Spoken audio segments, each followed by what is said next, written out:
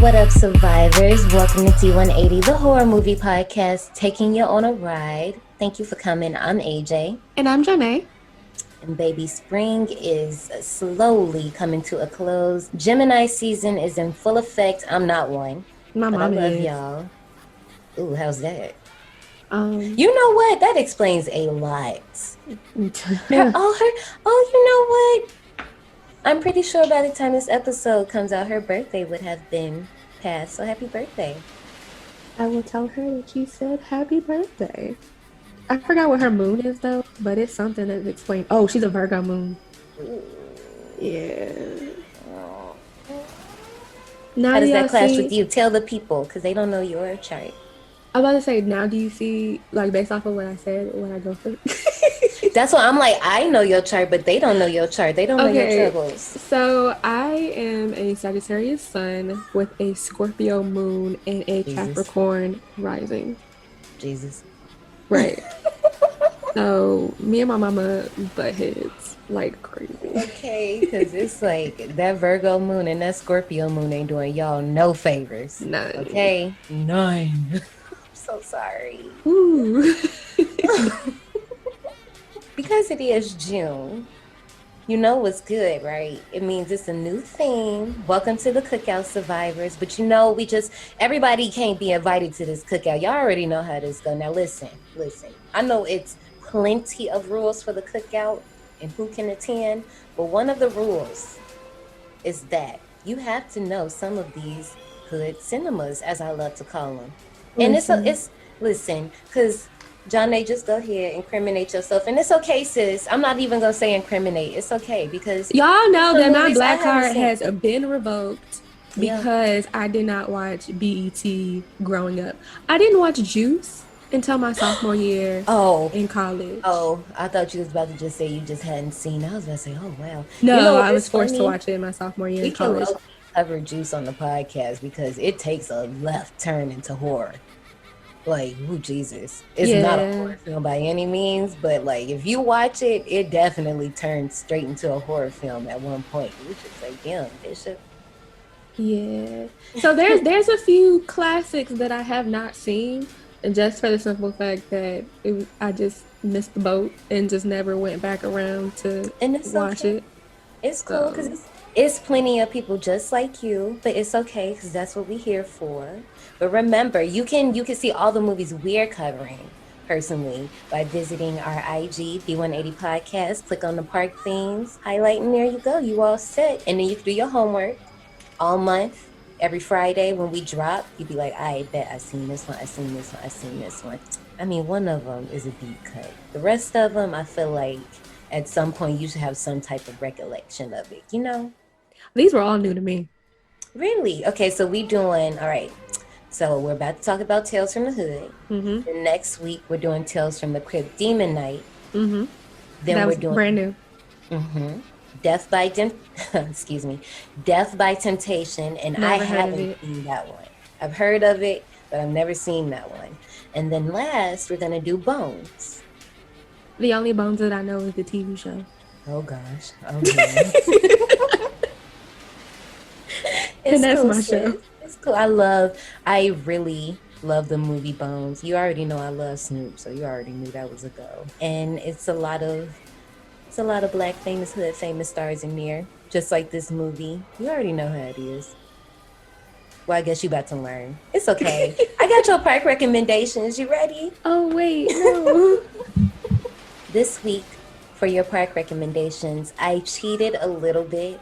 I have, not necessarily, I mean, I made this up, so I feel like I can change the rules anyway. But I have 3 movies, but the third movie is kind of a segue into our topic today. So the first movie, if you enjoyed this movie or if you're looking for something similar, you should watch Snoop Dogg's Hood of Horror. It came out in 2006. I really enjoyed that one. I heard of that, but I don't think I watched it. I really enjoyed it. I think I posted it on our IG like earlier this year, like during the summer sometime. Not during the summer. We were not here in the summer. During like I think it might have been like March or something. We had a nice March. It was pretty warm for March, so it felt like summer to me. We've been here for a very long time, guys. I mean, I've Quarantine been has here. been long. Oh, I thought you meant in general. But like, girl, I've been here my whole life. No, I'm talking about quarantine, like the day, like I just feel like we had like 3 summers already. Like it's been 84 years. Okay, let me not say that. Oh my gosh. Next up, if you are enjoying the anthologies, then you should watch Creep Show, which is like one of the OG horror anthologies.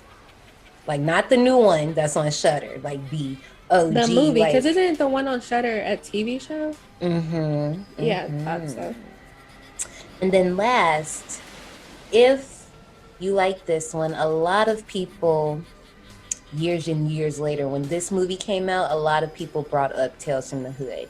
So, and you've seen this one. I just wanted to bring it up. It's not really a park wreck, but Get Out, 2007. Oh yeah, I've seen that. Right. So you know, like when that movie came out, you know what it's about. Y'all know what Get Out's about. Everybody has. I would assume that I don't think I know somebody that hasn't seen that movie. I'm really trying to think. Do I know somebody that hasn't seen that movie? I don't think so. But anyway, when that movie came out, a lot of people brought up how Tales from the Hood did it first. And it's never like no, they did it first. So no. They're just saying like this shed light on it. You know what I'm saying? And Tales from the Hood itself just took from Tales from the Crypt and just turned it into something for us, by us, basically. And I liked it. You liked it?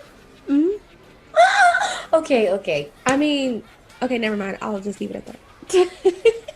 Oh, I'm excited because I remember watching this movie. Okay, well, I don't remember watching this movie, but you know, again, I had to give this one to my sisters. Of course, this was one of those nights. I guess my mommy must have been like working late and my sisters were watching me. So you know how that go. They knew I was going to fall asleep within probably like 5-10 minutes. So they were going to watch whatever they wanted to watch. But no, that was not the case.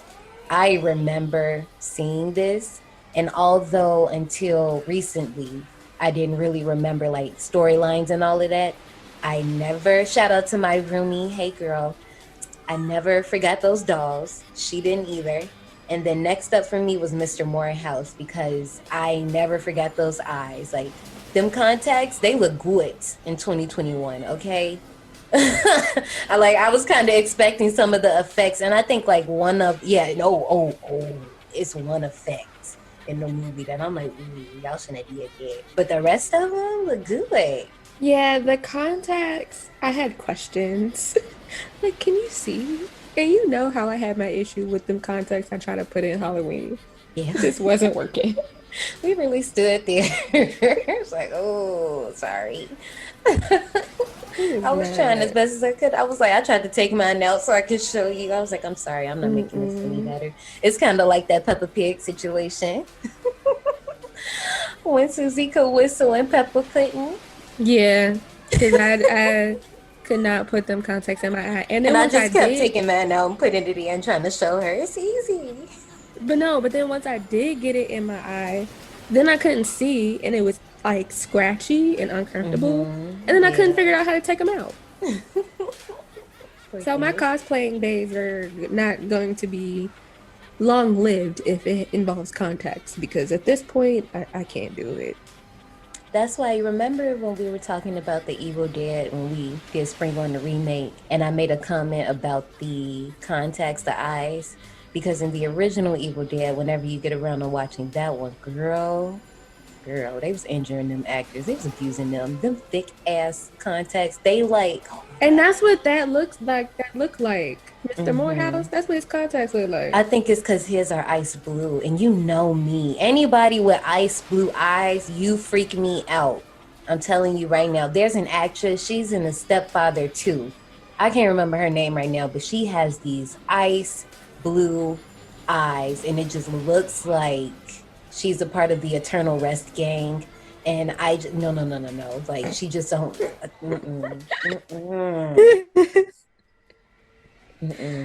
Oh my gosh. I just can't. I can't deal with it. No. So this movie was directed and written by Rusty Cundieff, and produced and written by Darren Scott, and then executive produced by Mr. Spike Lee.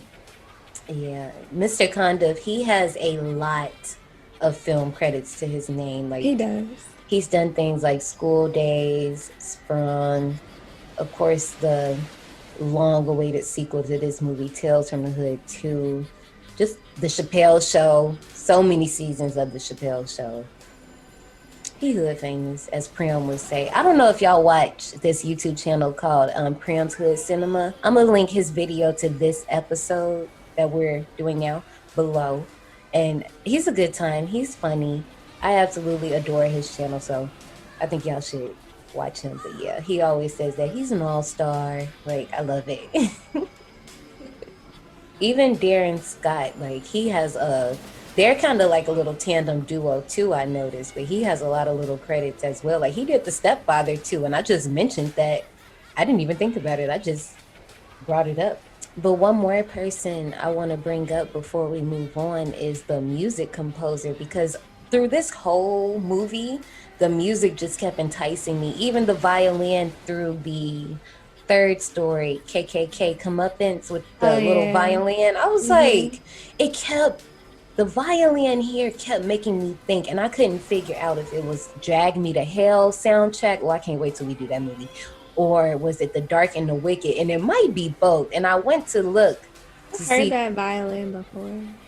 And yeah, I'm like, I've heard that violin. That's why I'm like, I think that it's The Dark and the Wicked. But when I looked, he also did Drag Me to Hell. Like, he's done Hellraiser, Urban Legend, The Grudge, The Exorcism of Emily Rose, Sinister, Pet Cemetery, like Spider-Man 3. Like, first of all, he said his bag is set, honey. Okay? But yes, I'm like, that violin, every time I heard it, it was like a trigger. I'm like, why do I know this violin? But that's not driving me nuts. Like, I'm going to figure it out. When I do, I'll let y'all know. But before we bounce out to the queue line, y'all can watch Tales from the Hood. It's streaming for free on Peacock right now. But if you I don't have Peacock. That's why I couldn't find it. I'm not gonna tell y'all where I found it. Look, I didn't pay for it, but I'm not gonna tell you where I found it because. Let me go ahead. Since I found out some people like when I do this, so I'm gonna do it right now. I don't have the time. Watch this, please. I'm not gonna tell y'all my source, but I showed them to pay for it if it's not on the streaming service. And that's on Period. So yeah. Hi, Sarah. Hey, girl. If you don't want it for the free, you can watch it like on YouTube, iTunes, Google Play, Apple TV, Vudu, and usually Vudu be having a hookup for the free. But and so that's the thing. I was kind of shocked because lately I've been able to find things because Tubi have a lot of things now. Tubi been lighting y'all up, okay? Listen, let me tell you something. And Tubi, just come find your girls at D180 Podcast and just talk to us, because I swear every other episode we name drop Tubi because they are shitting on y'all. They have all the movies. They have everything. And the thing that confused me, so if you have a Fire Stick, the cover art for Tales from the Hood had Showtime, like the Showtime logo in the bottom right corner. What? Right. Wow. So when I clicked on it, because I do the Alexa voice, Tales from the Hood, right. And when I clicked on it, it told me I had to pay for it, and I have Showtime, the Showtime app on my Fire Stick. So I was like, so is it not on Showtime? And then normally, even if I don't have an app that's downloaded, it'll tell me, hey, you can watch it on this app for free. Just download it. Yeah. But they didn't do that. They just offered payment options. So I went to my other source and watched it. They said, this ain't free. Like, dang. Oh, well. I get it, though. But you ready to go to the queue line? I am. I'm ready to see what you got for me. Okay. Howdy, survivors. Please keep your tips and limbs inside the vehicle and remain seated at all times. Hang on to your personal belongings, especially your minds and spines, 'cause this here's a wild ride. My black card has been revoked already. So, I want to see how many of these movies in Black cinema history have you seen? This is finally, okay, look, because this is for all y'all that laughed at me What episode was that, Nay, when you did the you remember the game we played in the Q line where I had to guess the movie titles to the romantic comedies, and I actually did a good job. That was one of the Valentine's Day episodes. Love is in the Scare. Yeah, y'all thought it was real funny. I don't know which one it was, but y'all thought it was real funny when I was trying to figure those out, but I'm about to know. Come on. Okay, so with this, you don't have to figure out the title. I'm telling you the title. You just have to tell me if you've seen it. I know. I'm just saying. Because remember, half of those movies I couldn't figure. Well, some of them I figured out, but a lot of them I hadn't seen them, so it was really harder for me to even just like think of, But I seen these, so let's roll. All right. So the first one is Lady Sings the Blues, 1972. How am I gonna not have seen the first one? I haven't seen the first one. And Diana Ross in it. No? Mm-mm. Okay. I haven't seen it either. So Let's Do It Again is the second movie, 1976. I have not seen that movie. Neither have I. Okay, The Greatest, 1978. Is this going in like chronological order? I haven't seen this movie either. I think this list is in chronological order. Okay, so I'm probably not going to be knowing stuff until the 80s, but it's fine. I don't know. Well, the next one is the 80s, but this one is, I think it's a Muhammad Ali movie called The Greatest. I haven't seen it. Okay. No. Nope. I might have, but I think I'm thinking of something else. Are you thinking about Ali? Like the... Yes. Yeah, no, that's not that. Okay. So, Fame, 1980. Yes, I've seen that movie. I haven't. Don't hate me. Okay. I mean, to be fair, I went to a performing arts school, so... I know. Yeah. So, the next one is Bustin' Loose, 1981. This has Richard Pryor in it. I have seen this. I have seen that movie. I haven't seen it. My dad loves Richard Pryor. That makes sense. Mm-hmm. The next one is An Officer and a Gentleman, 1982. Who? An Officer and a Gentleman. Oh no, I have not seen that. That sounds like a deep cut. Yeah, I can't even tell from the cover who's in it and what's it about, but I haven't seen it. Okay, A Soldier Story, 1985. I've heard of that, but I have not seen it, but I've heard of it. I haven't seen it either. The Color Purple. Of course I've seen this movie. I'm telling y'all revoking me. I have not seen it. Yeah, I have not seen The Color Purple. That's like a movie every black girl has watched while getting her hair done. Not this black girl. We just watching sci-fi and stories. Like Days of Our Lives. And for some reason, I just felt myself get popped in the head with a comb. Okay, move on, because it's a trigger now. Lethal Weapon, 1987. I've seen that movie. Okay, I haven't seen that. Mm-hmm. Coming to America. Of course, I've seen this movie. I have to. Lean on Me. Of course, I've seen that movie. You do crack, don't you?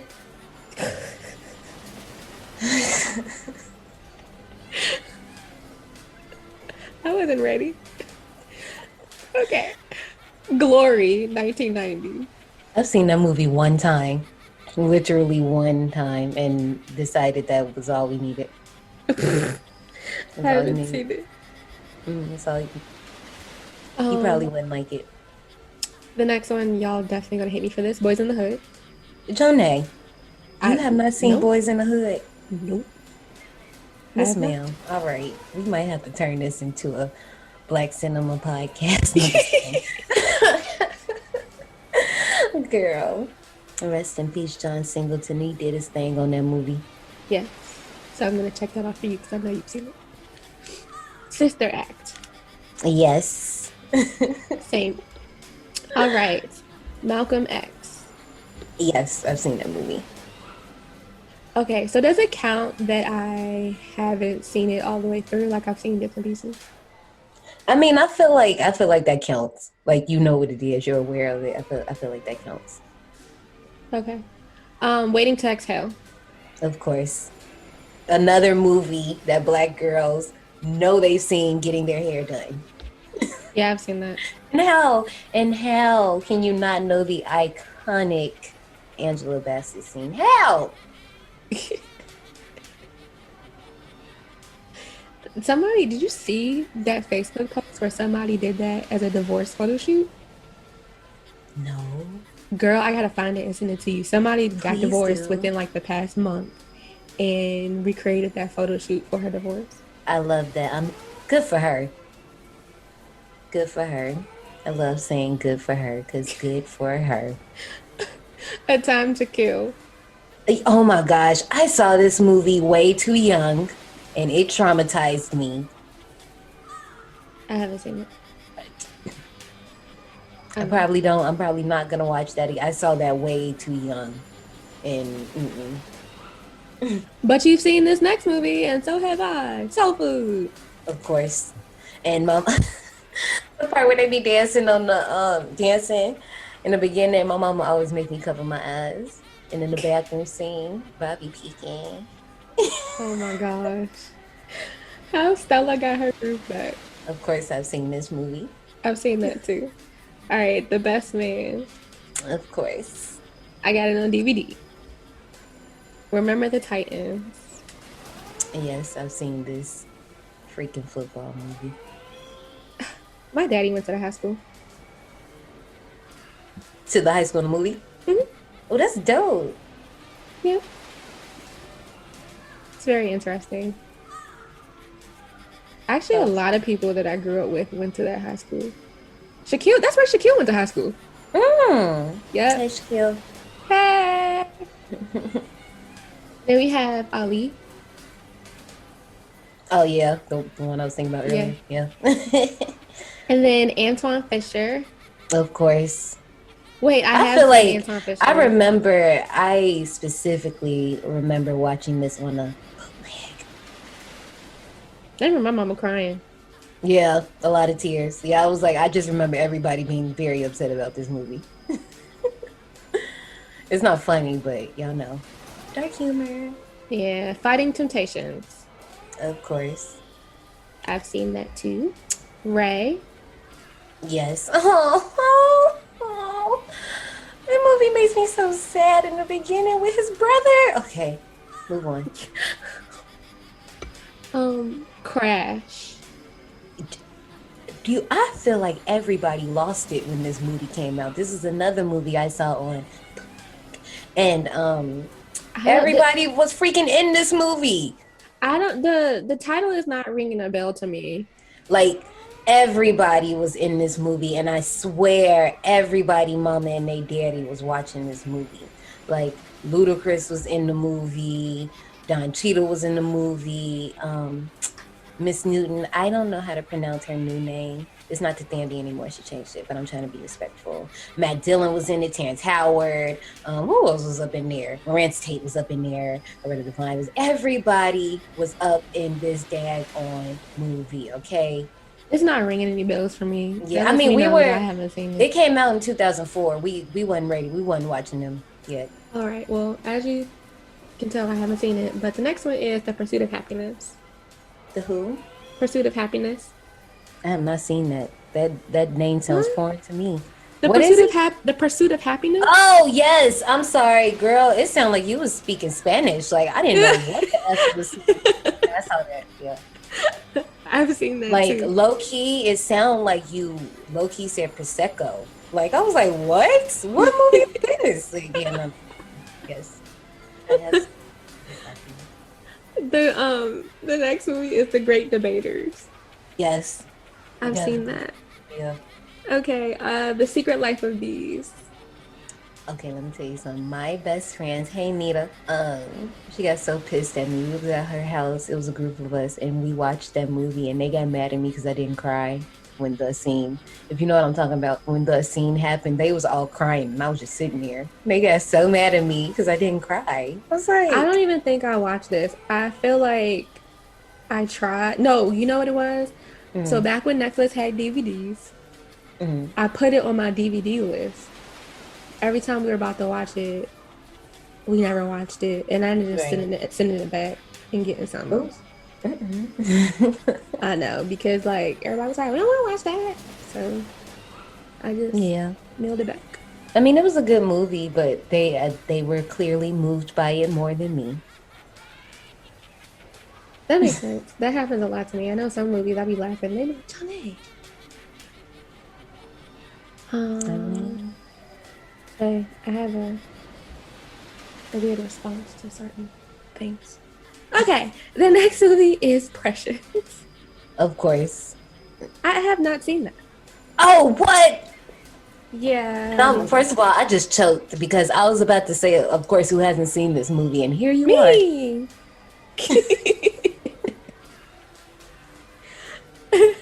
Like, you really ain't see, you telling me you did not see this girl run down the street with this bucket of chicken? Like, I you mean, telling me you ain't seen Monique? YouTube. Like, I've seen, so like the famous clips. hated Monique Yes. because of this movie. Like, I didn't want her to call me my baby. Like, I didn't want her to call me none of that. Like, I was mad at her. Yeah, I only the clips that you've seen circulating have turned famous. That's the only parts that I've seen. They made But like Mariah as the Carey movie, look no. basic and regular in this movie. Like, she looks regular. Yeah, I saw that too, but I didn't watch the movie. It's such a good movie. They did a good job. The next one is For Colored Girls. Yeah. Oh. In this movie. I haven't. Yeah, you should. Gonna cry, but yes, you should. I haven't seen it. The next one is The Help. Yeah, I've seen this movie. I watch it with my mama all the time. I was thinking about the end. Yeah, I'm sorry. Girl, Octavia be working it. Red Tails. I think I've seen this movie. Why are they trying Yes, I have. I've seen this movie because I see the whole entire cast right in front of my face. As I just said, I thought I saw this movie. I've seen this movie. Well, why are they trying to name the Washington football team the Washington Red Tails? Girl, I've washed my hands with all of that. I can tell you all the names that have been thrown out there, even though me personally, I was a fan of the Red Wolves. But I'm going to say this, and I'm going to leave it alone. No, do not name your team no Red Tails, especially, okay, now, the last season, y'all was doing a little something. But no, because whenever y'all lose, and y'all already know how y'all are, even though Riverboat has been doing a good job, let me not give y'all too much because I'm still pissed at y'all. If y'all losing, then people gonna be like, damn, those damn Red Tails. Or the Red Tails losing, all like it's just going to taint the name, and no. So I prefer you don't. I understand that. Actually, I'm actually okay with not having a name, to be quite honest. Yeah, and I'm fine. At first I wasn't. I was like, this sounds like a college team, which is okay. What it turned into, okay, but I'm leaving it alone anyway. I mean, the European teams don't really have. I mean, yeah, they don't. I know that's more of like a thing that we more do here in the States, but it's grown on me now and it's cool. But if they had to pick a name, I definitely like Red Wolves because I just feel like marketing wise, you could do so much with that. And you know me, I love marketing. Yep. So you do so much with that, especially if you about to get a new stadium and copyright D180 copyright. I'm not about to say my full name on this podcast, but this came from my mouth. Since y'all getting a new stadium, imagine if you was the Red Wolves. I'm gonna make this real short because we need to get up out of here. And you know how Tampa Bay, how they got that big old pirate ship that's a part of the stadium? What if we had a huge, you know how wolves be coming out the cave and stuff? What if they had like a makeshift cave and that's where the team and all the people ran out of and blah, blah, blah, blah. It would be so cute. But y'all don't think like that. Y'all can give me stop giving out free information. I said copyright, so if I see y'all doing that, I will walk up to y'all. Let me not drop y'all address because I will, but trust me because I still I will pop up. Okay, thanks. All right, wait. So I think I missed it. Have you seen Red Tails or no? I have. Okay. So 12 Years a Slave. Oh Jesus, I did. Why was they playing this in the gym? What? So I think this is when I first moved to Baltimore. The gym that I go to, you know, Gold's always has like the cinema room. Yeah. Why was they playing that up in there? And I think they wanted y'all running. Low key, I really think it was Black History Month too. Now that I say that out loud, I really think that's, and I'm just like, who thought of this? Whose idea was this? Because, all right, Selma. yes, I and I haven't actually seen that. liked it. I actually liked it. I think the next, like, the rest of the thing I haven't seen, but I haven't seen 12 Years a Slave. I have not seen Selma. And the next one, Straight Out of Compton, I have not seen that either. I know. I will never forget. I got to, once again, me working at the radio station in Indiana, I got to go to the premiere and I got to see this movie before anybody else. And I was so excited. I had the t-shirt, like I had all the merch and I still got it from this movie. I had everything. I was on it, okay? I mean, you gotta keep free merch. I mean, that makes great workout gear. True, like a lot of my t-shirts have come from the radio station, but I was on it, like on it with the Straight Outta Compton merch, like on it. All right. The next one is Hidden Figures. Yes, it's a great movie, and I think all little Black girls should watch it. I haven't seen it. I think all girls should watch it, but especially my Black mommies. It's still on my list. I just haven't gotten to it yet. Girls Trip. Of course, I've seen this movie, and I actually thought it was pretty decent. I haven't seen it either. It's literally one part I don't like between Queen Latifah and Jada Pinkett Smith. That's too on the nose for me. But other than that, I really liked it. Black Panther. Of course. You know I've seen that one. First of all, me and my mans, we went to the theater dressed in all black, boo. Oh my Okay, God. we sure did, and it was a premiere, so of course this time it was on him. We went to a premiere, got to see it before a whole bunch of people, and we showed out. And I remember even the theater experience was amazing. Like everybody in there, it was a moment. Like if you wasn't there, you wasn't there. It was a moment. I missed it. Did I go see it in the movie theaters? I think I did, but it was like weeks later, I think. Yeah, I don't remember. I do remember seeing it in theaters though. And then the last one is Just Mercy. Just Mercy. Yeah, it's with Michael B. Jordan, Jamie Foxx, and Brie Larson. No. It's where he's like a lawyer, I think. Mm-mm. I've heard of this movie. No, I ain't seen that. Yeah, I haven't seen it either. All right, so you got 33 out of 40 on the list, and you checked more than 99% of the quiz takers. See, you know what? I'm thinking they was about to be naming movies like Set It Off, School Days, Class Act, like The Wash. Like I'm thinking they about to name movies like that. They was trying to trip people up. So with this, it was regarding the NAACP Image Awards. Oh, And I like it. these movies were outstanding motion picture winners for Black I love excellence that. in filmmaking. I absolutely love that. Good game. Yay! Well, my survivors, y'all can hold on tight because when we come back, we're about to take this ride on 1995's Tales from the Hood. Let's roll, bud. In this neighborhood is a house where souls never rest. You're invited to share their secrets. I've been waiting for you boys. You're invited to share their tales. Unless, of course, you're scared. Tales of madness. Of revenge. The dolls don't want you there. They want reparation. Of horror. He thinks he needs to kill the monster. Now, your most terrifying nightmare and your most frightening reality are about to meet. On the streets. Man, this is a trip, homie. I don't need nothing from no house of dead folks, okay? Death, it comes in many strange packages. The producer of Menace to Society and executive producer Spike Lee will take you to the outer limits of the inner city.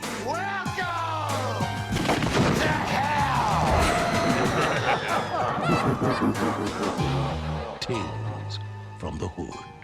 Chew. or be chilled. Hey, man, I don't need to be hearing this, man. Written and produced by Darren Scott. Written and directed by Rusty Cundieff. So about this trailer, I honestly don't have many comments about the trailer.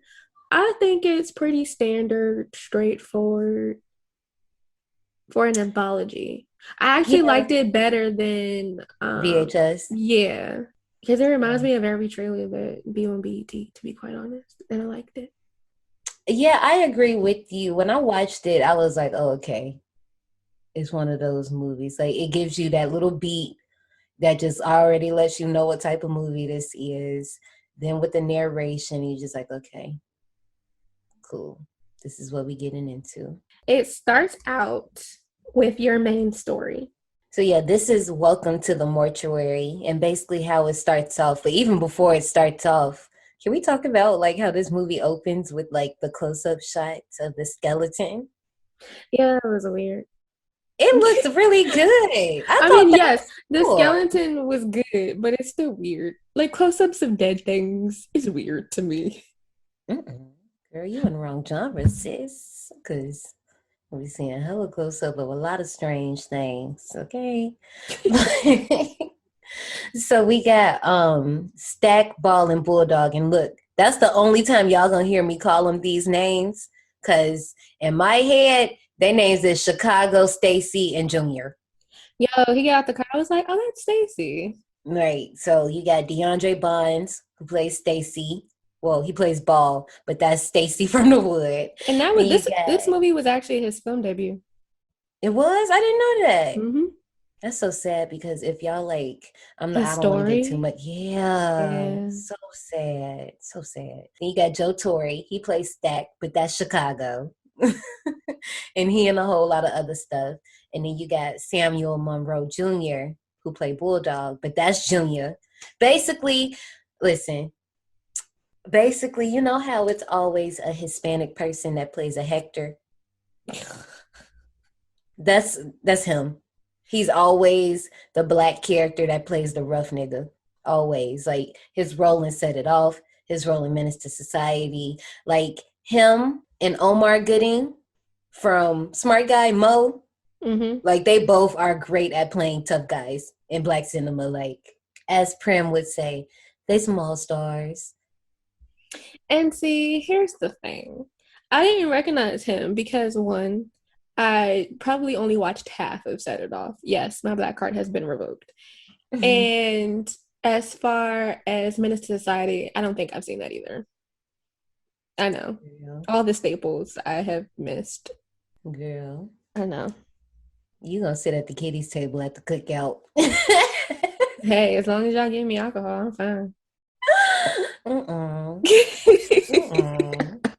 Not you being the junk tea. That's me, honestly. And that's gonna be me this weekend and this at these cookouts. Okay. Okay. So they pull up to this funeral home, right? And what got me was the big ass speaker in the car, and it's not like a built-in speaker either. This some nigga rig. Yes. Basically. First of all, can we just talk about the reason why they even at this house? Because I just want to say, nobody that works in this line of work would just pull up at somebody's house because they called them talking about I found some drugs in the alley. No. Right, that's weird. Nobody in this line of work would just pull up. That's way too hot. And I would never want you to service me. But why would, and then like you would pull up to a funeral home? And you just thought this was okay. All right. Like, I don't even like funeral homes. I don't even like funerals. Growing up, I lived across the street from a funeral home, and it was a time. Ugh. It's still running today. Yeah. Well, I'm glad that they're still in business, but it's still weird. I hate funeral homes. Oh, trust me, I've seen some things. So, yeah. Actually, I've laid in a casket in that funeral home. Yes. For what? So, as I've said plenty of times, I went to a performing arts school. I am a dancer first and foremost, but I have also done acting roles as well. So I was in this short film that's on YouTube. It's called comes to shove. I can't remember. It's so long ago. But I played a girl who committed suicide after being bullied. This is gonna sound really weird, yes, but it was it comfortable? actually yes, and that's what I was about to say. And I was I'm not. about to say they look comfortable, I and was I'm not. like, what? Why does it have to look so plush? Because the way they set up the scene, if I can find it, I'll link it down below so y'all can see it. I'm literally there for like 2 minutes. I remember the scene, like the scene took a couple of hours to shoot. And my dad, it was between my dad and this, not my actual dad, but the guy playing my dad and the school principal. So the school principal basically had been told that I was being bullied and didn't do nothing about it. And she comes to pay her respects at my funeral, and my father respectfully goes off on her, as he should.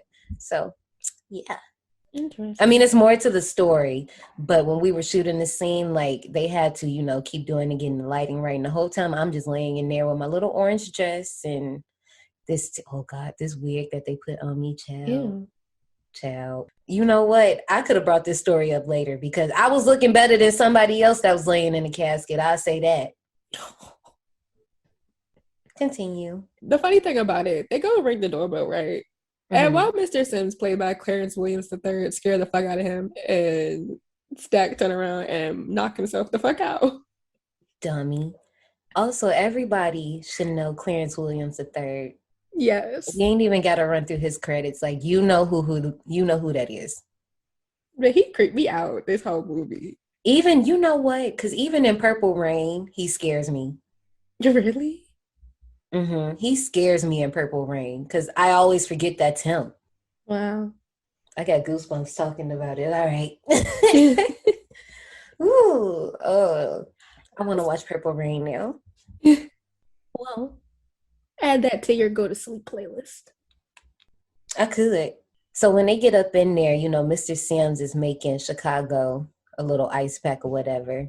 So Junior, he trying to get straight to the point. Where's the shit? First of all, that was probably the funniest running joke throughout this whole anthology, because Clarence Williams saying, "Oh, the shit, you'll get the shit." That just kept, you'll be knee deep in the shit. That was sending me. But anyway, it's so much of it I couldn't even lift it myself. Mr. Sims done bugged them out a little bit around this, funeral home, and they come up on this body, and he starts telling them the story about Clarence. But it's so funny because Stacey was like asking all types of questions, all kinds of questions, and the other two were not here for it. They're like, exactly. They like, exactly, get the fuck, okay. I told y'all was already doing some hot stuff. Y'all, first of all, y'all should have had him walk his little ass to the car, and y'all drove off. Y'all shouldn't have left the car, okay? Right. Before we go into our next little segment, the first story, I want to give a little trigger warning because this one does deal with police brutality. Yeah, and it was a little too much for me. So this next one is called Road Cop Revelation, and we have a new young Black police officer. His name is Clarence. That's his character's name, but it's played by Anthony Griffith. Mm-hmm. He is taken by his partner to what seems to be a routine traffic stop, but it really isn't.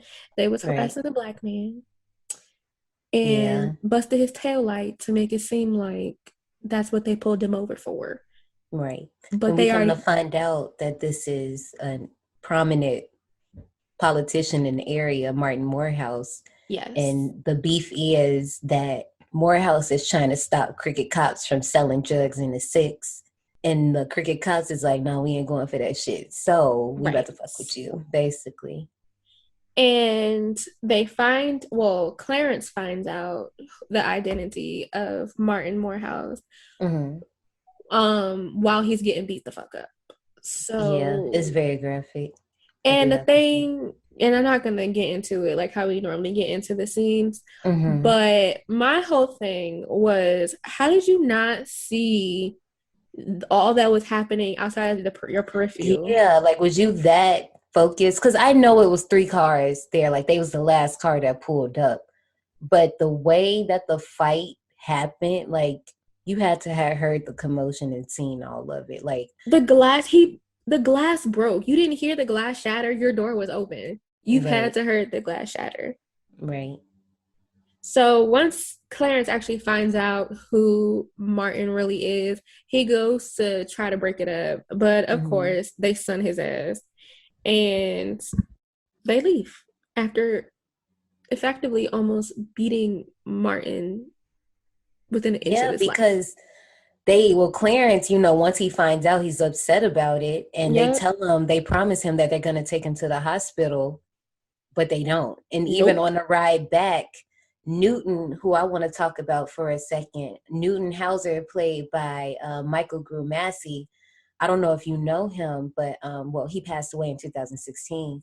But he's actually, are you familiar with Brandon Lee, Bruce Lee's son? Bruce Lee has a son? Well, yeah, he had a son. Listen, I'm finding out actors have children that are playing in these shows that I watch all the time.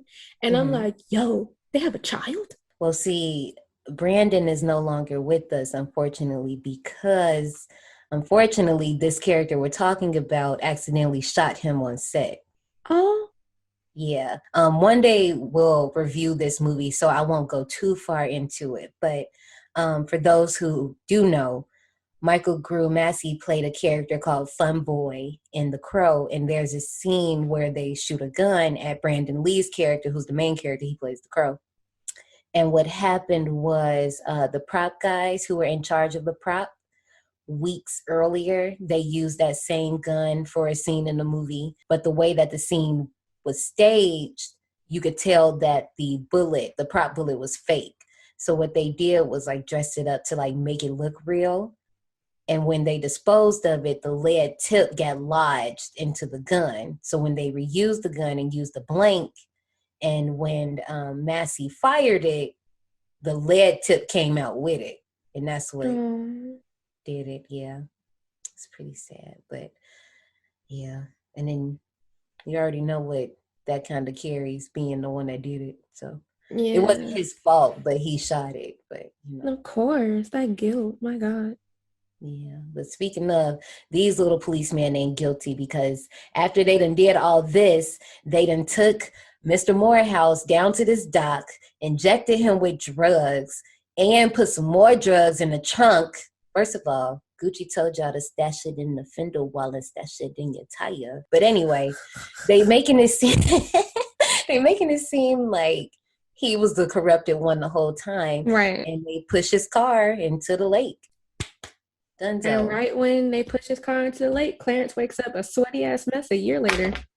Yeah. Oh my God. This whole scene, because even with in the very beginning, when the whole thing goes down and Strange Fruit is playing, it's that's exactly why I didn't want to go scene by scene, because it just was too much. And the main thing that I was like, this is sad because it's still happening today. Exactly. This movie is so relevant. I was going to bring that up later, but the thing that makes this movie timeless is because the stuff is still happening. Okay. So late at night, Clarence, like Nate said, he's getting haunted by the spirit of Morehouse, telling him to bring them to me. And we see, first of all, I be loving a mural. I love me a good mural, but this one was a little weird. This one was scary. Okay. Bring them to me. Can we talk about this? I would be more like a Mushu character. I would be trying to negotiate. Like, what do you mean? Bring them here? Bring them? What do you want me to do? But what ends up happening is Clarence calls them a year later to meet them at the cemetery, and they pulled up. They surely did. And of course, Strom, the one who harassed Mr. Morehouse, decided that he wants to harass Clarence. You doing a lot, because getting on my nerves, but ultimately they let Clarence lead them out to the little cemetery, but only girl. And when I heard this, because like I said, I hadn't seen this since I was little, but when I heard this and they was planning on killing him, like they was like, he ain't coming back. I was like, oh shit, no, oh no. So when they get to the grave, right, all the boys, they talking mess. Like each of the police officers represents something. Like you got Strom, he the ringleader. Newton, who I was talking about earlier, he kind of the one that like instigates stuff or tries to justify why stuff is right. And then Billy is just a follower. Like he just do what he told and don't say nothing, you know? So after Strom stopped being dramatic and all of that, he decides that he's going to go piss on the grave of Martin Morehouse. And I was like, oh, this what you want. All right. So then he forces Billy to do it. But when Billy does it, a hand comes out the ground a la Carrie style and pulls him by the dick into the ground, banging his head into the tombstone. And I was clapping.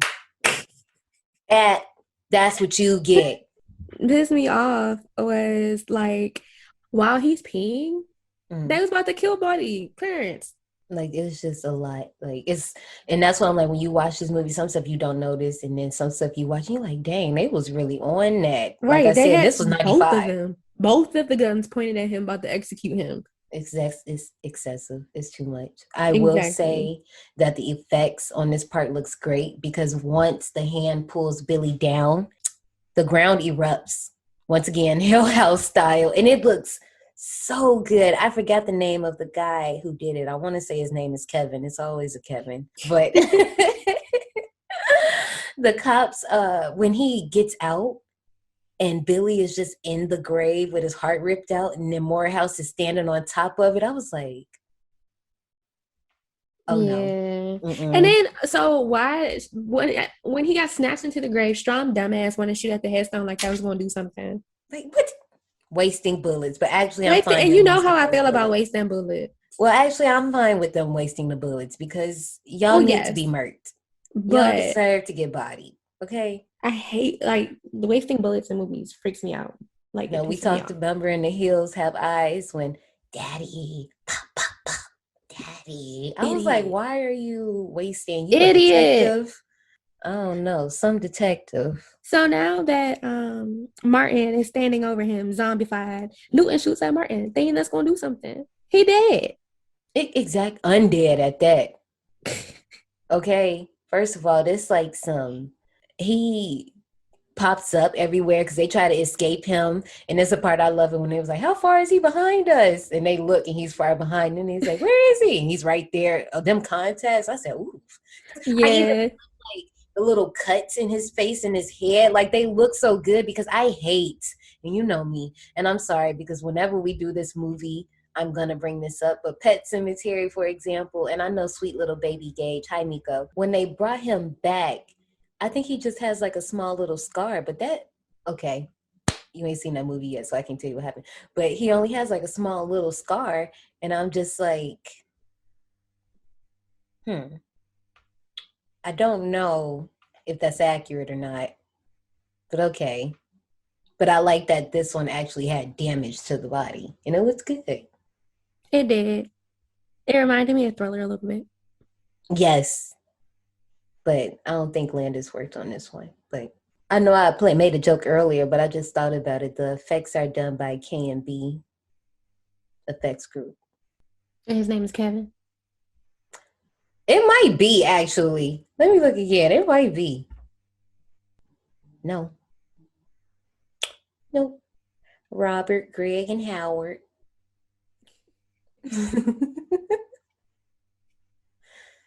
Well, Mr. Martin Morehouse and all of his special effect looking faces snatched Strom's head off with his bare hands. That looked good too. Like this whole thing looked good. I was just like, wow, okay. And that was hilarious to me. But it was also funny how Newton got out the car shooting again. Like, this time he was y'all don't understand. Y'all done seen this man magically morph from place to place. And y'all just think shooting is going to help y'all? Well, so this time he was more strategic in his shooting because dude was standing on top of the car. So he shot the gas tank so that the car would blow up. But did that really work out for him? I mean, he thought it did because he collapsed. And he thought and starts going freaking nuts in this alley. Damn, who the fuck is y'all looking for? Y'all need to find them because y'all interrupted my podcast. And I just remember like thinking when I was watching this, like, These people don't care about this man. They just think he just about as crazy as them. Cause he's like, I killed him. And they're just like, all right, back to what I was doing. And then up pops Martin, lifting him into the air.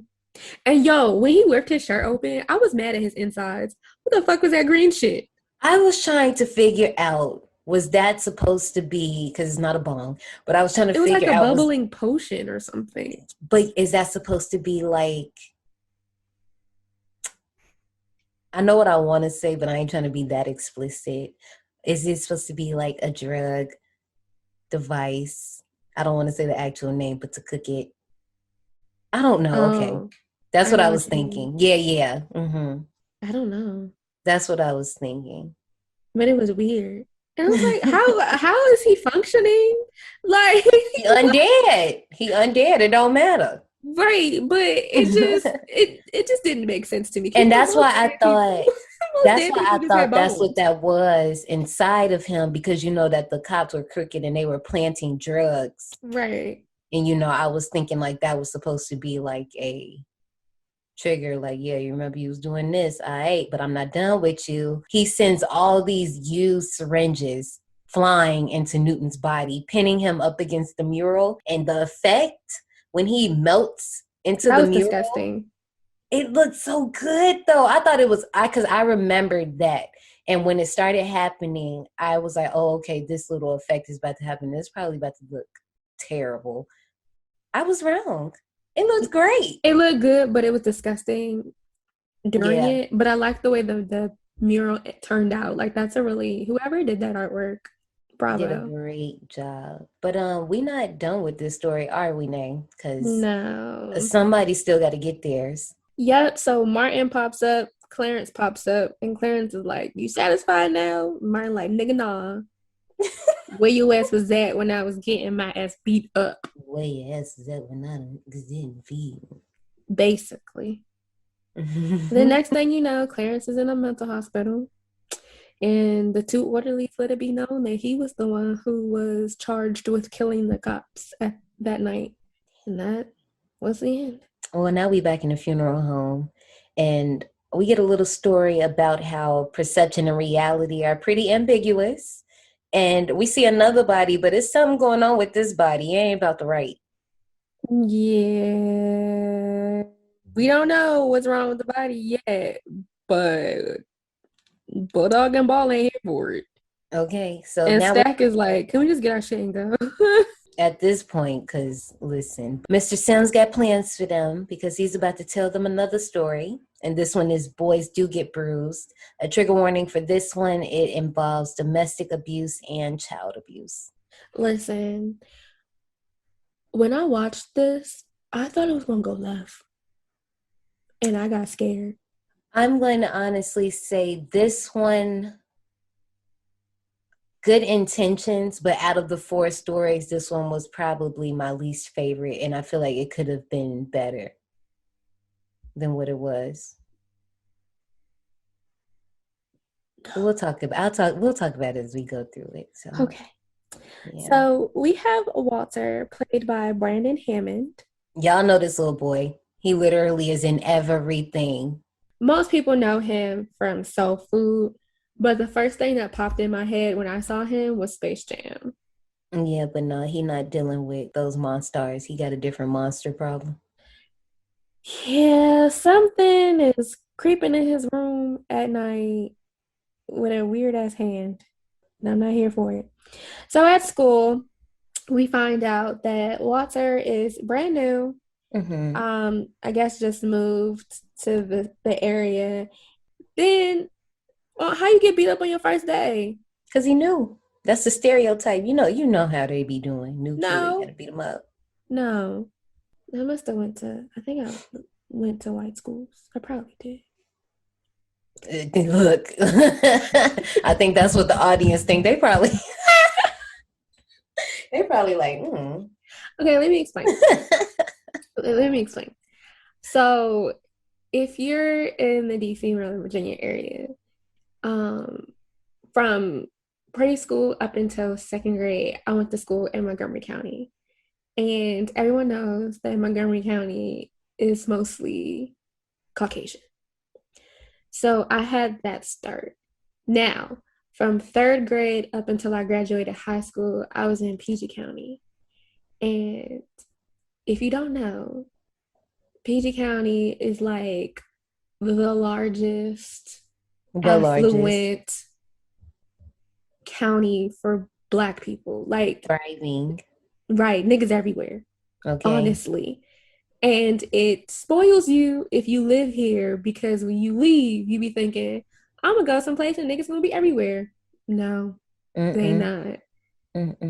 So, yeah, they didn't beat up new kids in my first elementary school. They didn't give y'all swirlies. Ew. No. Now that's something that would happen at a Disney Channel. You know that would happen in a Disney Channel movie. They're gonna either throw them in the garbage or give them a swirly. Now, I don't think people started fighting for real at my elementary school. The one I went to, they didn't fight for real. I think it was middle school when I started noticing people fighting. Listen, let me tell you something. When I was in school, it would be 7:54 and a fight would happen in the morning. I'm like, what is y'all upset about this early? Like, so high school, yes. I remember in high school, we had like four or five arranged simultaneous fights so that the administration, girl, that day was crazy. They had a couple of fake fights to get the administration to go to those fights. So the real fight that was happening in the basement where the nigga got stabbed. Oh man. So I went to Oxon Hill High School, and if y'all know, y'all know. Okay. Yeah. That was my only experience. It was middle school and high school. It is too, but good thing this didn't happen to little buddy Walter. He just got a little black eye. But the black guy wasn't from Tyrone. It wasn't, because the nurse, who was played by Miss Takia Crystal, aka Raven Bastard's mama. I know, I was like, hi, I miss you on my TV. But yeah, she tells Richard, which is played by Rusty Cundieff, the director. Of course, he would put himself in the movie. She tells him that, like, yeah, no, that's an older bruise. Like, Tyrone didn't do that. He did a different one. And so, as being the concerned teacher that Mr. Garvey is, he starts asking all these questions, and concerned but not smart. Right. Because how the F did y'all not pick that hint up? I'm very upset. I used to work with kids, but if a kid told me a monster did this, what more of a red flag do you need? Like, they threw you the alley-oop and you just dropped it. Like, what? Yeah. Because then they said the monster came out. He said the monster came after his dad died. So clearly it's putting two and two together. And even when they wrap up the conversation, Walter confirms it by saying the monster said no one would believe me. Exactly. And that's why I thought this was gonna go left. I got scared. You know what? Every time you tell me this is going to go left, because when we watch Crypt, and every time you said it was going to go left, it always went to something sexual. And I'm like, Johnny, is this your left? Yes. Did you think something was going to happen sexually to that little boy? I did. And I was scared. I knew. Oh, no. This, If you want a movie that goes left, I can give you one. All right. I'm like, no, I can give you one, because you will be so pissed at me. And I would be upset that I even showed it to you, but I'm like, I can give you one. No, I do not want a movie that goes left. For anyone that's wondering what I'm talking about, it's the throwback Ari Aster. Okay, and that's all I'm gonna say, because if you know exactly what I'm talking about, and we're gonna leave it at that, because at night we actually get a small little glimpse of the monster that visits Walter after. First of all, the fact that little baby got to sleep with his dresser in front of the door, that's a lie. And that's why I thought that it was going left, because the way he cried and then like laid back in his bed, I was like, this don't seem right. Jonah, you got something to tell us? Because that is not what I thought at all. I just thought he was just going to get his little ass whooped. No. For no reason. This is so sad, because Walter's like really affected by this, that he's like distancing himself at school. Like, he just wants to be by himself. And when Richard comes in, to like, ask him about it. He's just drawing. And a little girl named Lori told him that, her mom told her if she has any worries, she can draw it on a piece of paper, get rid of it, crumble it up, destroy it, however, and then it goes away. But before we go any further, this was 95, right? Yes. Why that little boy ain't had no Space Maker crayon box? I was a little mad about that. I still have one somewhere in here. I know I do. And first of all, if y'all didn't have Space Maker, you missed out. Like, Space Maker crayon boxes just have a certain little smell to them that just told you was the shit. It stinks now. And them crayons is moldy. Wait a minute, say that again. What's moldy? The crayons and stuff that I got now. No, that's not how you said it.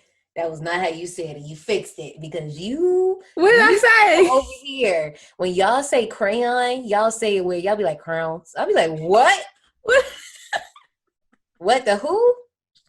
Give what? You need me a crown? What's a crown? What's that?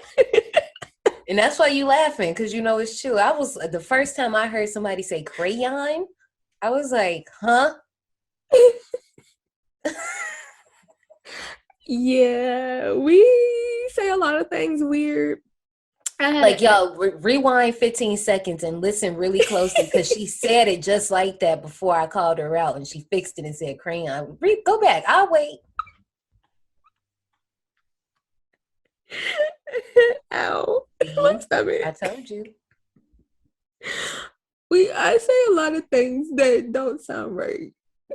No, it's not that. It's really just where you from. Like, me personally, I've lived in a few places, so my accent is very weird. Like, sometimes you'll hear me say car, and then 5 seconds later you'll hear me say car. It happens. Like, when I'm mad, my accent really like slips out, and that's when I don't say like ERs. I go into the uhs a lot, and then the dialect changes. This all started with a Space Maker crayon box. But what ends up happening is after they have this little conversation, right? Richard leaves, but he knocks over this little piece of paper. It's on accident. No, that did not look on accident, though. Like, we know it was on accident. Okay, you know what? But it did not look on accident. I'm going to say this, and I'm so sorry, respectfully. He was giving high school play acting. And so I can understand why it looked like he purposely knocked that paper over. Because it did. It looked like he purposely knocked this shit off the desk. So the first time I watched it, I didn't realize it. The second time I watched it, I was like, oh, he knocked that off on purpose. Yeah, he swept it like. But when Walter goes to pick it up, it's the paper with Tyrone on it, and he crumples that shit up, and it caused Tyrone to fall down the steps and break both arms and legs. First of all, it's the coach for me. That boy must have had weak bones. Weak bones. Right? It's even funnier because when Richard came to ask, and he was like asking, he was like, nobody pushed him. And he like pushes his arms out. I'm sorry, that little scene had me dead. I was in stitches because it was not supposed to be funny, but it's comedy, and I was dying, okay? Afterwards, Richard pulls up to Walter's house. It's at night. And first of all, Miss Paula J. Parker. If you don't know Paula J. Parker, you have to get out. Stop the podcast. I know who that is. And she knows what she be doing, swine. Okay? Uncultured swine for not knowing. And first of all, let me tell you something, because I'm tired of this. All y'all out there who was running with this bye Felicia moment, and y'all ain't even know who Felicia was because y'all all thought that Paula J. Parker's character was Felicia. What? Who thought that? I don't want to be too direct, but you can already figure out who my message is aimed at. Yes. So when I'm dead serious, I am not lying. When Bye Felicia became a thing, people who were not educated all thought, because of the aesthetic of Joy's character, that she was Felicia. Tie-key racist. But anyway, I'm going to keep moving. Yes. She also plays Trudy on The Proud Family and a whole bunch of other stuff. Another all-star. You literally from Woo. She in a lot of stuff. But she was on one though. She really was. Yes, opened that door with nothing but a towel on. Knew what she was doing. Knew what the fuck she was doing. And she was trying to make her play for her next man. She said, "No, this one ain't no good. He be doing too much." But the thing that got me though was that when she went to go put on the clothes, that bird shit on him. But it's nighttime, so why is there a bird? I don't ever see birds at night. I hear them. No, those are bats. I don't know if that's a bat. No. I'm pretty sure this thing that I be hearing is a bird, because me and BJ both be hearing it, and we just be like, well, there he is again. You could tell I'm sitting here thinking about the sound too, because I'm like, it sound like some Jeepers Creepers stuff might swoop up and just snatch me by the back, and hell no, nope, okay, nope, yep. Where'd you get those peepers? Creepers. Where'd you get those eyes? I can't believe my mama bought me that DVD to watch. I like that movie. I was like young. I wasn't young. Yes, I was, but geez. Okay, anyway. You know what? That is my movie. Stop talking about her. Sorry, there's something flying around my head. See, that's what you get for talking about me and the bird. And that's, singing that damn song came and got you. See, nope, moving on before you bring some stuff over to my house, because then I'm going to have to press the button in the episode. And then I'm still sweating at it, and it kept coming for me.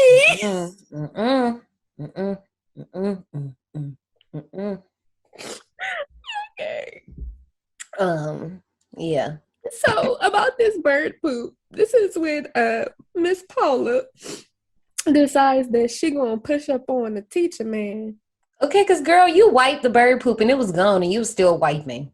Right. The whole time he trying to tell her about Walter and all the problems that he having at school, and she trying to flirt. I'm like, sis, you don't listen to what he's saying. Until he brings up monster, and then she gets mad and wants to yell at her child. Exactly. And then this is, of course, right on cue when Carl, the stepfather, played by David Allen Greer. And it's crazy because usually he's always playing like a very nice, respectable character. In this, actually, I saw him in Queen Sugar. And in Queen Sugar, he plays an abusive husband. He does? You know, I ain't seen that, but he does? Oh, wow. Yes. He was like, well, let me try it again, I guess. Because, I mean, I'm pretty sure he does a good job, because he did a good job here. Like, remember when we was talking about the stepfather and I said, I want to see a black one? Him. He does I'm telling you, he does a really great job. So, mind you, I saw this maybe like because I binge watched Queen Sugar maybe like a couple of months ago. Mm-hmm. And so that was still fresh. So watching this, I'm like, wow, he sure does play an abusive person really well. Yeah. See, and that's what I'm talking about. Like, and I'm not saying like it could be hinted at in a movie. I don't want to see nobody getting their ass whooped like that. I really don't. But so the good thing about Queen Sugar, it didn't show like that. It was, you know how like you. Yeah, they just. I'm necessarily talking about like a black stepfather. Oh yeah, like, if that's what, because this is literally like this. Like I said, this short could have been really, really good, but it was just a lot of things that just made it like meh. But this could have been a full-length stepfather movie. It could have, because even like the original stepfather. After, they sitting at the dinner table, and once again, Richard is telling the dad or the stepfather everything that's happening. He like, all right, I'm gonna handle it. And just like in the stepfather movie, after he leaves and goes down, he gets his ass whooped and he gets knocked out, and he's useless to us at this point. I'm just like, well, why did you even? Yeah. Like, why did you, sir? Like. And in the midst of that happening, when they had the meeting, Richard showed Carl the picture that Walter drew, saying that he feels like he needs to kill the monster. So this is the incident that makes Carl go off, because when Richard leaves, he goes off on everybody. Like, he storms up in Walter's room, snatches him up, and of course the mama ain't going for that. But when she tried to fight for her son, he started fighting her. So this is when Richard comes back in and gets knocked out. But still, the point is, you are useless to us, sir. So the cool thing that I did like was the fact that we find out that Carl is the monster because you start off that scene where he actually comes in Walter's room as the monster. So like you're seeing it from Walter's point of view, and then you turn the camera turns and you realize it's Carl, and then he has a monster tattoo. So I thought that was pretty creative, but I did like Terminator through that thing, like just throwing everybody around the room. And then when he picked up that skillet and he was about to hit Sissy, I said, oh no. But of course, Walter was thinking fast, grabbed that piece of paper and started bending it. And soon as his arm went back, I said, ooh. And then he just kept going. That took me off guard. I was like, oh, this is weird. Like the way it looked, it was kind of weird. And I was like, oh. And I loved it. And you want to know why? Because Screaming Mad George MFing did dirt, okay? Screaming Mad George is one of my favorite effects people. Him, Yeager, Tom Savini.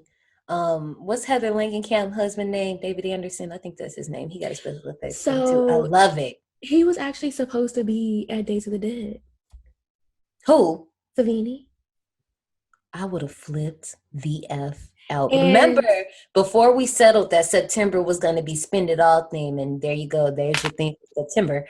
It was going to be Savini September. I remember you saying I love his work. Oh my gosh. I would have flipped out.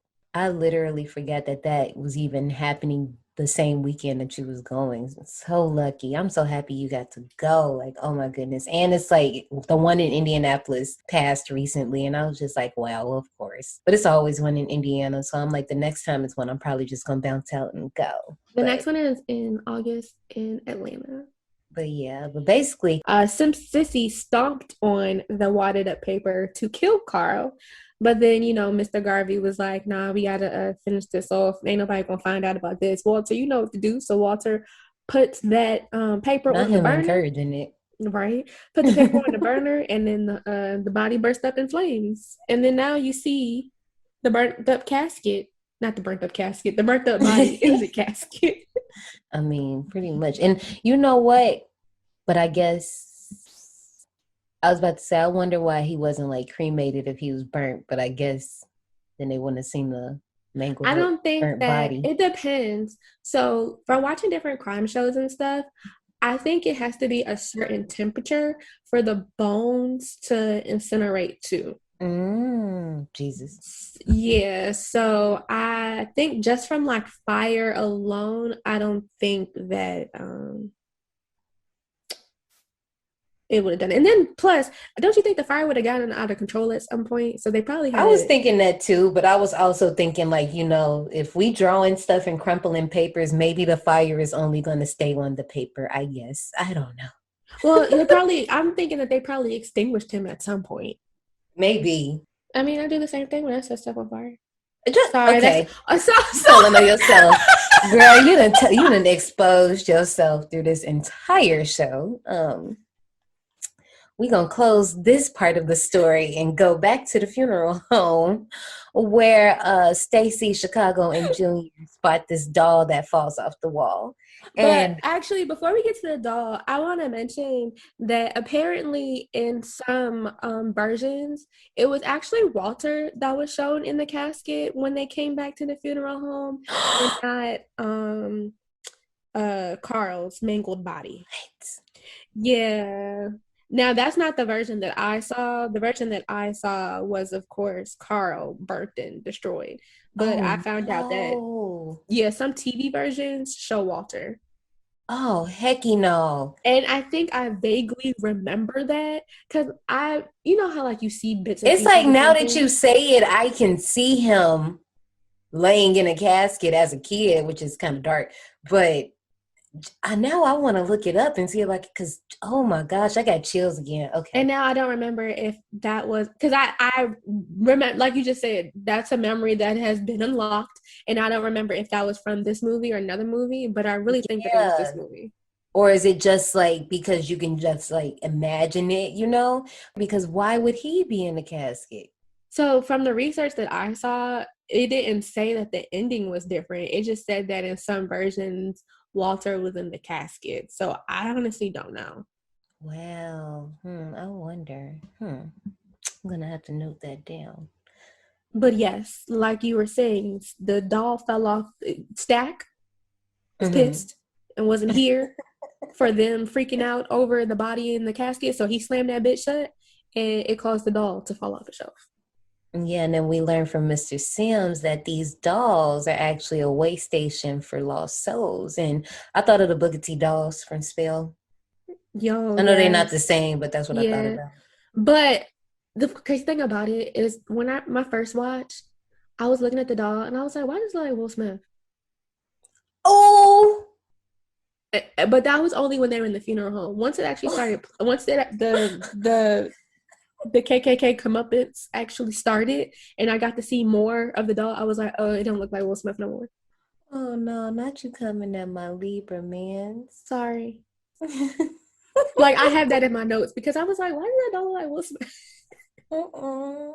But yes, this one involves the KKK. Yeah, because I'm like, there ain't no other way to say it. But so, if you don't know this one from anything else, you know this because of the dolls. Like, if you don't know this movie from anything else, you know this movie because of these dolls. The dolls. Listen. So this mini story, starts off with a smear campaign against affirmative action. And the campaign is for Duke Metker, played by Corbin Burnson. And he's an obnoxious and highly racist senator and a one-time member of the Ku Klux Klan who's running for governor. And you know what's funny about this? What? So Duke Metker is a combination of two real-life white supremacists. And I thought of that. I thought about that when I was watching it before I did my research. I was like, dude, are they talking about even that? Strom's name from the beginning? His name is one of those things too that references I don't think it's a Klan's member, but I think is another white supremacist or something like that. Yeah, so his name is a mashup of David Duke and Tom Metzger. A little too much for me.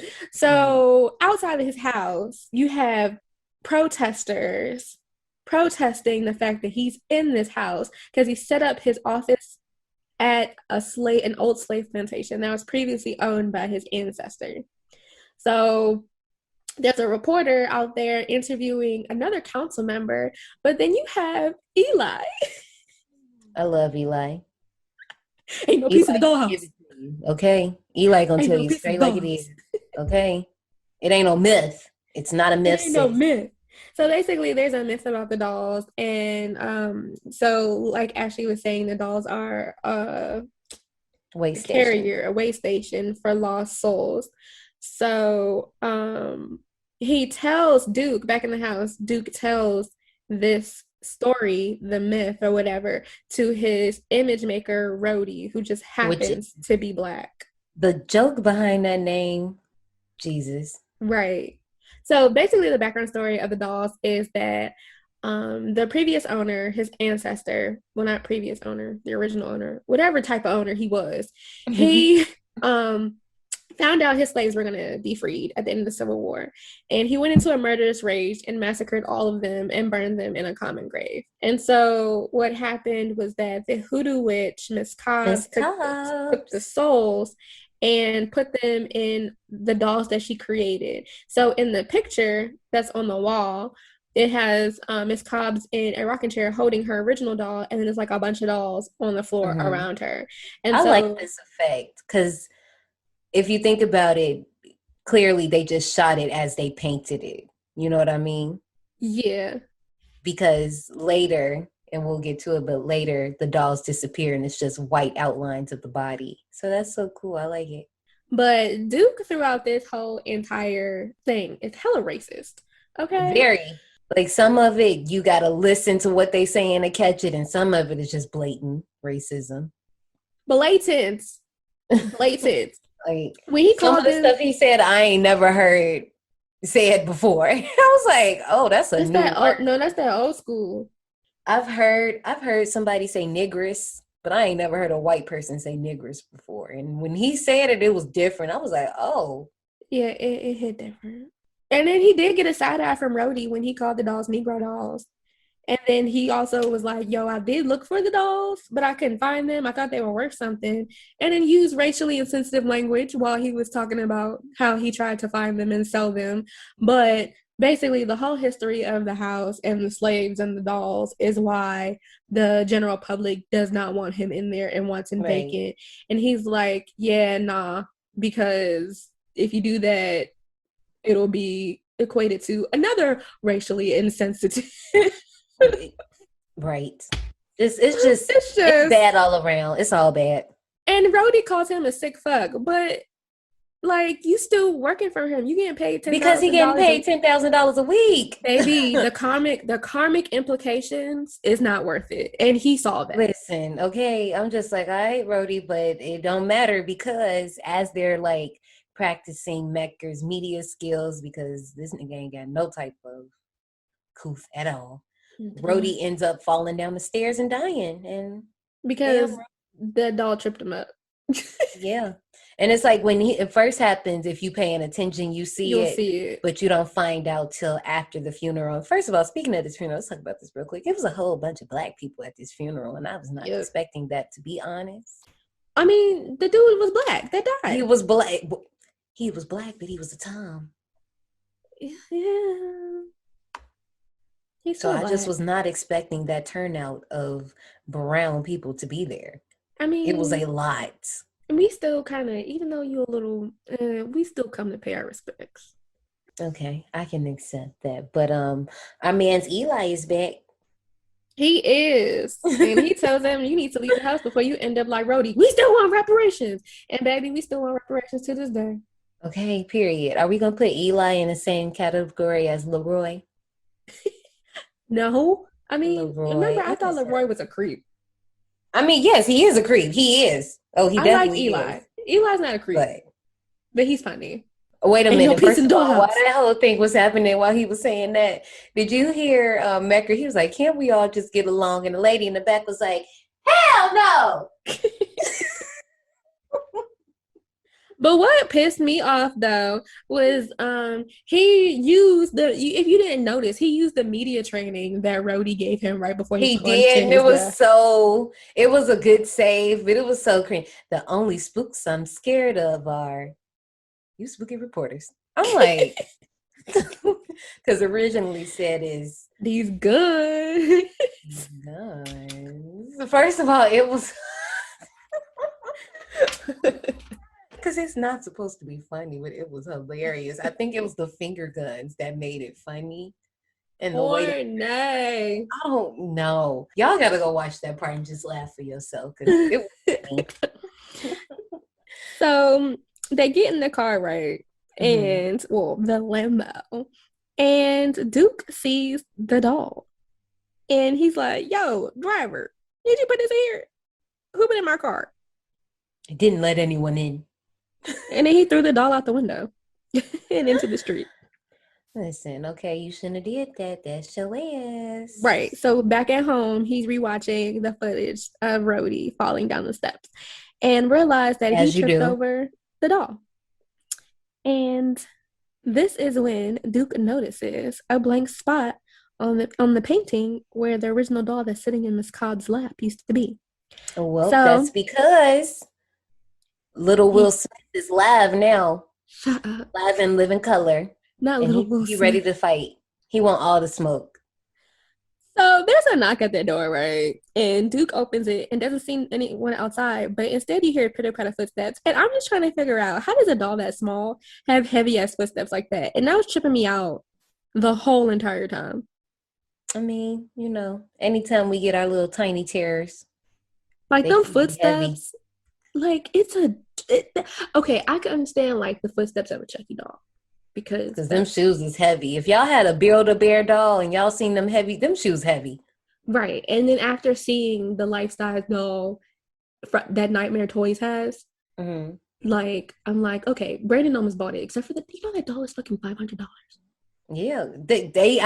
I There's a page that we follow that he makes replica Chucky dolls. I understand why they so expensive because Girl, I was yes. like, what is this? So, but okay, so you have the size that Chucky is, but then you have these are more like dollhouse dolls But if they're or I don't puppet know what dolls, like the they're little made small, out what is it, of. the marionettes, the little teeny tiny Yeah. marionettes though? Yeah, but see, are they like punch dolls that are like some parts are hard and other parts are like soft and cotton, or are they straight wood? Because if they straight wooden dolls, but I don't know. I got to look at them again because when the stop motion animation comes, they look different from when they do when they're just sitting there. You know what I mean? Yeah. Like, is it more of a plastic action figure or is it more wooden? Because I don't think it's like a cut. I don't think it's a stuffed. You know, I doll. think they might be plastic only because I know that the majority of the dolls were reused in Team America World Police. Which is crazy because the Kyoto brothers did these dolls, and the Yes. Kyoto brothers are the ones behind Killer Clowns. And I cannot wait. I'm just telling y'all right now. I'm not gonna be happy. Season 2 in March. I'm telling y'all right now, I don't care. The theme is March of the Clowns. And yes. March of the Clowns. Ain't it cute? That's cute, ain't it? I'm not gonna be happy. It's fine. You know what? I'll do you a solid. I will host the entire month. I'm gonna be sitting with my eyes, like my hands over my face, watching these. And the funny thing about it is, like, you know how people are like deathly afraid of clowns. Like, if I see a clown in person, I'm just like, oh, okay, clown, okay, cool, fine. But it's something about clowns in movies that I just don't. Well, I'm gonna apologize in advance. Because you know how I felt about that clown in Hill House. Yeah, no, I didn't like that either. That was different because I just don't understand how y'all stood there that long. Because I would have been out. I still don't like the way Paul ran up in that basement, smacked the head around, and then ran back up the basement. Like I told y'all, I don't do basements. No. And then just walked up the basement. Baby, I would have.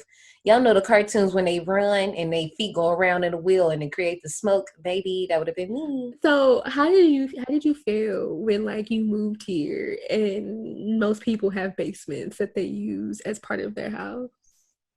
Well, see, like if I'm in a basement by myself and there's light, I'm fine. I mean, like not like a creepy basement like how you see in these scary movies, because most people use it as like a cellar. You talking about like a basement that I have, like my little crawl space? I got a crawl space in my basement. It's not a basement. Like you literally, as soon as you get to the bottom, you have to get on your No, knees. I mean like, so like you notice in like a stepfather, how that's considered like a basement. But like here we decorate ours and it's like another living area. That's what mine is like at my home. It's like a living area. Or like at BJ's parents' house. It's like I mean, that was like basically our area. Those don't bother me. I mean, but regardless, it don't matter what the basement look like. It can be an empty, barren basement or full of storage or full of bedrooms. Once the lights go out and it's dark, Ashley's ass needs to be up them stairs. Period. You laughing? I'm serious. I don't play that. Because I'm thinking about that meme. Not meme. It's I want to say it's a TikTok video where the person cuts off the lights and then they start running up the steps and then the person runs behind them. Yeah, that's exactly what happens in my head. Like soon as the light comes out, there is somebody jetting from the dark. And if I don't make it where I need to go and cut on a light, it's going to get me. That's exactly what it is. But you know who did get got? Dude, of course. Fucked up. He got fucked up by this doll, okay? And I first of all, I did not appreciate him taking the doll outside and tying it to the little dartboard and shooting it with a shotgun. Yeah, that was a lot. Actually, before that, remember when I was like, he let the doll in the house? Mm-hmm. Well, I didn't say that he let the doll in the house, but he let the doll in the house. Basically. He threw a vase at it, but it escaped. And then, of course, went on a racist rant. But then goes inside, back in his office, and gets mad at the painting, takes the flag, and beats the painting with it. And then the painting starts to bleed. And, of course, he is confused as hell, but then turns around and sees the doll swinging from the chandelier. Yeah, and then on top of noticing that more dolls are missing from the painting now. See, that's what I told you. Right. That's your ass. Right. Crazy. The part when when he's in the hallway and the doll comes running after him, that stop motion looks so good. Even when he's like trying to get up under the door, oh my gosh, it looks so good. Because it's so funny because it was stop motion, but then it actually turned into animation. They did a good job. Yeah. And even in 2021, it looks good. Oh my God, it looks good. Because y'all know I'll tell y'all real quick if something looks shitty. And then he also, like, you know how I feel about guns. And I know that he's the bad guy, but he also pissed me off by, like, taking so long to put the rounds in the shotgun. Like, he was scared. People like, this is about to be a reoccurring thing for me. People with guns and being stupid with their guns. It's I feel your pain. I feel you. So he ends up locking himself into the office after he ran from the original doll, and he realizes that all of the dolls are now out of the painting, and behind him. And now what? What you gonna do? Cover himself with the American flag and crown. And I hope it keeps you warm at night. So then we have Miss Cobb. As he's getting devoured literally by these dolls, Miss Cobbs, who's actually Rusty's mom, the director. Yes, I was gonna say that. Mamas always be down. They always be down. Another one I was gonna bring up is recently and it's crazy, we talked about this earlier, I just rewatched Juice, and there's a scene where Omar Epps' character goes to buy a gun, and the lady he buys it from is that director's mom too. And I'm like, see, mamas be down. They do. Also, his dad was down too, because his dad played the funeral, the preacher in the funeral. Oh, really? That was his dad. Oh, so sweet. I love it. But yes, his mama appeared and was just sat there rocking. She manifested herself in the room and was holding the first doll in her hands, rocking back and forth. That dog watching them fuck him up. His teeth was good. You know the ending was gonna be different. What? How is it gonna be different? So they were just gonna cut when he wraps himself up in the flag. They were gonna cut to the next day. And I think like the remaining team that we seen at the funeral, they find him hanging from a tree with the flag wrapped around his neck. Like yeah. But when they took it to the studio was like, of course not. Of course not. I think people are going to want to see these dolls mess him up. And then Rusty and Darren Scott was like, I bet, slap that cash in, and we'll get the Kyoto brothers on it. And it looked good. I loved it. Make the sound. What was their teeth like? That's what it really looked like. Like, oh my gosh. And they was eating. Okay, now first of all, look, because I said this last week. This, I can handle this. That they was doing in VHS 2 with them zombies. No. I had to plug my ears. Absolutely no. I don't like it.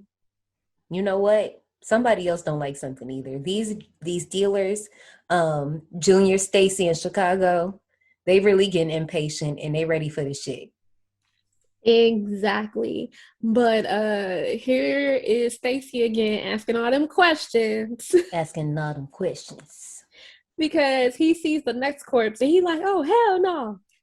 Y'all see this? Well, it's a reason for that. Turns out that somebody, even though they claim they don't know who this is, they know who this is. And It's so funny because Stacy like, yeah, we know who it is, and right, and dude's like, no. And Mr. Sims immediately picked up on that shit and started telling us the final moments of a man named Crazy K, aka Hakeem. I know. Rest in peace, Hakeem. That's so sad. So sad. Yes. Him and these sideburns. Listen, the sideburns, the K cut into his head. I was just like, they had an idea for this character. And They really did. they was like, let's just make him look as crazy as possible, because I seen this dude on the street. I am telling you, like, okay, you know how we always talk about as women how we have to like do these crazy things to get men to not talk to us or to leave us alone. Yeah, it's unfortunate. If he asked me for my number, I would be terrified to say no.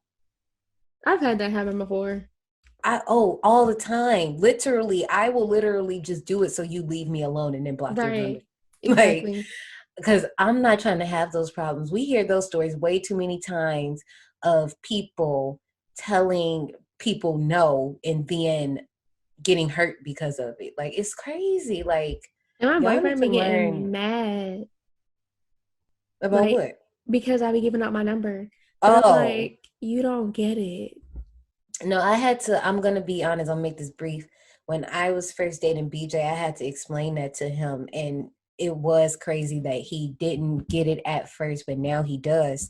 And yeah, I literally had to show him examples because I think it's happened that we know of publicly twice.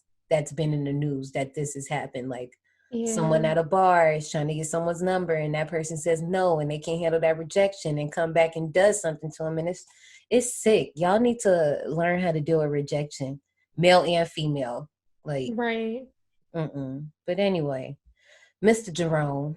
He Let's driving talk about around with his crazy ass sideburns and a K carved into the top of his head. Okay. And he pulls up on somebody and just kills them. Oh, look, listen, come on, Lil Deke, played by Ricky Harris. Rest in peace. Oh my gosh, there's so many people in this movie that have passed. It's Yeah. sad. But yeah, so Lil Deke, it's on sight for him. It's over. But in retaliation, Lil Deke's people come out and they start hitting Lil K. They start Crazy hitting K. Crazy K. But But before that happens, somehow, how did all these police just and pop up behind that's the them? same thing that I said too. I'm like, you would have heard the sirens, you would have heard tires, you would have heard engines, you would have heard all of this before they got there. So how did you We not find out. notice all the cops pulled up? It kind of makes sense later, Yes. but still. But I mean, my man's Crazy K. He cool, but barely. Right. So 4 years later, we have Dr. Cushing, played by Rosalind Cash. This actually happened to be her final movie role. I know. She passed on Halloween of the same year. And like, I remember her from the Cosby Show. I know. And just said, I remember her from the Cosby Show, but she's like in a lot of stuff. Yes.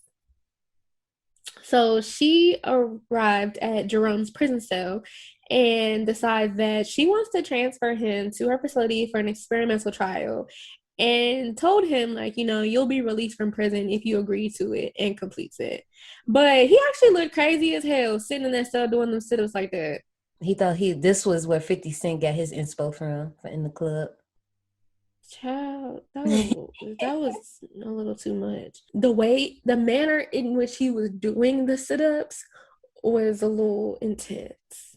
Oh, him using the bars at the bottom for the little holder for his feet. No, how fast he was going and how intense he looked. It was just like a robot. BJ does his like that. Oh, God. I mean, I'm not going to stunt. He got the abs. He just probably got the core strength to do it like that. That's what I'm saying. My core is not that strong to be doing them like that. I'll get it done, but not in that manner. But let me, I just want to touch on a few things. One thing I noticed upon listening to just other people discuss this movie, they seem to not understand a lot of things happening in this short. For one, the attire. So right now where we're at, so we have, Jerome's, he's stripped down to his boxers, right? And this is where he's thrown in with the inmate, who we find out is a crazy ass homicidal white supremacist who's basically a mirror. He serves as a mirror for Crazy K. He does the same thing that Crazy K does. The only difference is he's white, which strikes a nerves with Crazy K. And they get into it. But once he gets out, he tells Dr. Cushing that, I ain't trying to be up in there with him, but that was the whole point. Like I said, Dr. Cushing did that on purpose to flip the mirror on him, to be like, okay, and you're mad at him, but you do the same thing. So now at this point, Crazy K is dressed in a cloth and shackles, right? And a lot of people seem to miss that this was supposed to be what slaves were dressed in before they were auctioned off. Like, it was so crazy. I was listening. People was like, I don't understand why he's this naked, or why does he? And it's because he's supposed to be a slave. Yeah. So now you know. When he got ushered into that room in his thong, you know this homegirl hairstyle? That's an iconic hairstyle. I loved it. Absolutely. The whole reason, as we mentioned earlier, they're hoping, because Dr. Cushing, she getting her coin, and that's the point. She trying to get her bag. So if she can get Crazy K to go through this rehabilitation process, that the government has hired her for, she'll let him out, and he'll be good. If not, he gonna rot in solitary confinement for the rest of his life. Forever, okay? And then this part, for some reason, looked, I don't know what the right word is, okay? Because so basically, he's strapped up to like this chair, this device, like they shave his head, the K comes, all that's gone. They shoving this tube up his nose, they strap him down to this metal chair. It's almost, I don't know how to describe it. It looks so weird, but it looks like something I've seen before, and I just can't describe it, man. But we get a long 3 to 4 minute scene of cuts of different images from the KKK members to victims of lynching, spliced with black on black crime happening in different hoods of America. And this goes on for a minute. Oh yeah, some of those actions that was sliced and diced in that montage was his as well. Yeah, and the whole time, Crazy K is spinning in circles while Dr. Cushing is telling him about himself.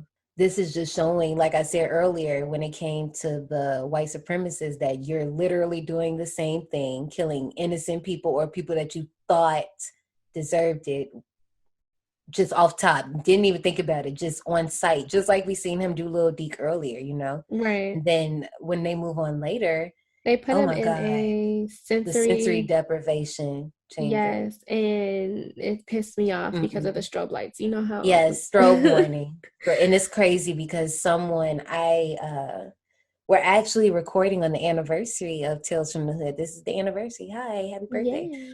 But when I posted it, somebody literally wrote that. I think I liked it because I was like, these strobe lights. It was Bianca. She wrote it, and I was like, me too, sis. I wish they would have said something like, because the whole time I had to just look down and just keep peeking up. Yeah, I didn't. I think the second time around I watched it, I didn't look at the screen because the strobe lights was too much. You could for the note part, I just had to listen to what they were saying. I didn't have to look at it because the second time I watched it, I was in a brighter room, so it didn't affect me as much, so I was able to look, but still it is a lot. What's happening during this scene is Crazy K is basically, since he's in a sensory deprivation, he's just in a dark room, so he's just left alone with his thoughts. And first of all, it's Dr. Cushing playing him for me. He was like, you're just going to have to feed on your thoughts, which probably is a light meal. I said, ooh. And so while he's in there, he's basically seeing all of his past come to present, right? Yeah. We see Tracy, who got killed because he was coming up short. Spoiler for The Wire. That whole little scenario made me think of a character from The Wire. And if y'all haven't watched The Wire, you need to see it because it's important. Well, anyway, okay. So then we see a group of people who got wrongly accused in a drive-by. Then, oh my God, this was the one that did it for me. Then we see this innocent little girl who was at her home, and during that drive-by, one of the bullets went into her home and killed her. He got a lot of excuses because he had the nerve to say a bullet ain't got no name. Nigga, what? And I was just like, sir, get no. Absolutely. You need to go. So more victims appear. And despite him talking about what happened in his life and how he felt like he was getting done wrong and all of that stuff, he's not accepting the responsibility. And that's the whole point. Like, the whole point, Dr. Cushion even like tries one more time to get him to see his ways. And he doesn't. Like, I'm gonna break up out of here. And she was like, well, I mean, there's nothing holding you in the chair. So he gets up out the chair and then he threatens to snap the girl with the good hair. And like snap her neck. And then she warns him, like, if you won't get another chance of forgiveness. And he refused and kept saying, I don't give a fuck. I don't give a fuck. I don't give a fuck. And then he was transported back to the moment where he was originally shot, and he lay on the ground, blood splurting out his mouth, talking about, I don't give a fuck. I don't give a fuck. And of course, the three gunmen are over top of him. They're like, nigga, we don't give a fuck either. And just light his ass up. And then in a twist of events, we find out that the three assailants that gunned him down end up being our three homies in the mortuary. Whole time Junior, Chicago, and Stacy asses did it. Thing is, I told y'all, Mr. Sims, it was something about, I told y'all, ain't nobody in their right mind about to be pulling up to somebody calling them, talking about they got drugs on them. It just ain't gonna happen. And the whole reason this happens is, listen, at this point, as you can imagine, our boys are tad. They trying to get the shit. They trying to bounce. But that last story kind of struck a nerve because we just told y'all they was the ones that did it, right? So they like, look, listen, you knew we did that. You trying to be funny.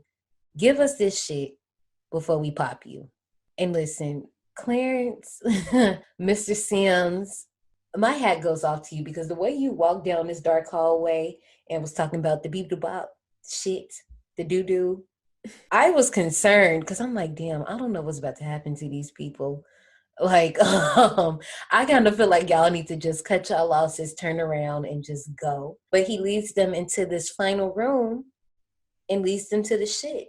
So he tells them that the shit is in the caskets. And when they open the caskets, they see their own bodies. And the crazy thing about it, why Bulldog the only body that looked weird as fucking not like him? It actually looked like a dead body. Like, you know, when they're embalmed and bloated and stuff. Mm-hmm. Everyone, like Stacy and Joe Torres, it looked like they were just asleep. Okay. The first two were fine. But what the heck happened with Junior's? Because that one, I just knew that was a damn dummy. Right. But like when you think about it, that's what dead bodies be looking like. Like they do, like a and they do version of themselves. But that one, I don't know. Like, it looked weird. It was the skin color that made it weird. That's what the skin color be looking like. You be looking pasty, like a pasty version of yourself.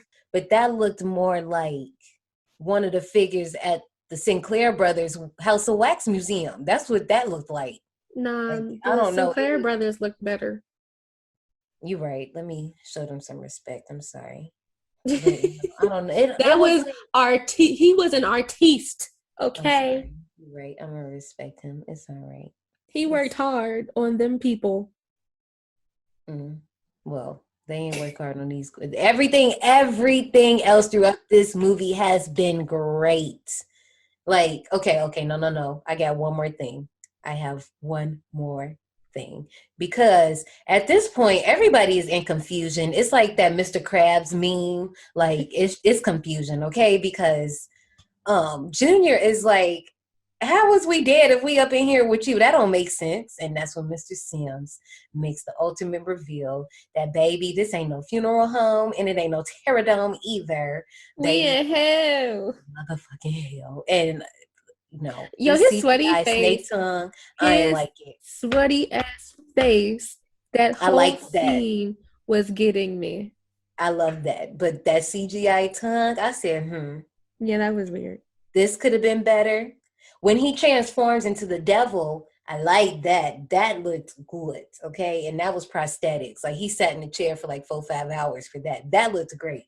But when hell came and they started burning and Harlem shaking and gyrating, I ain't like that.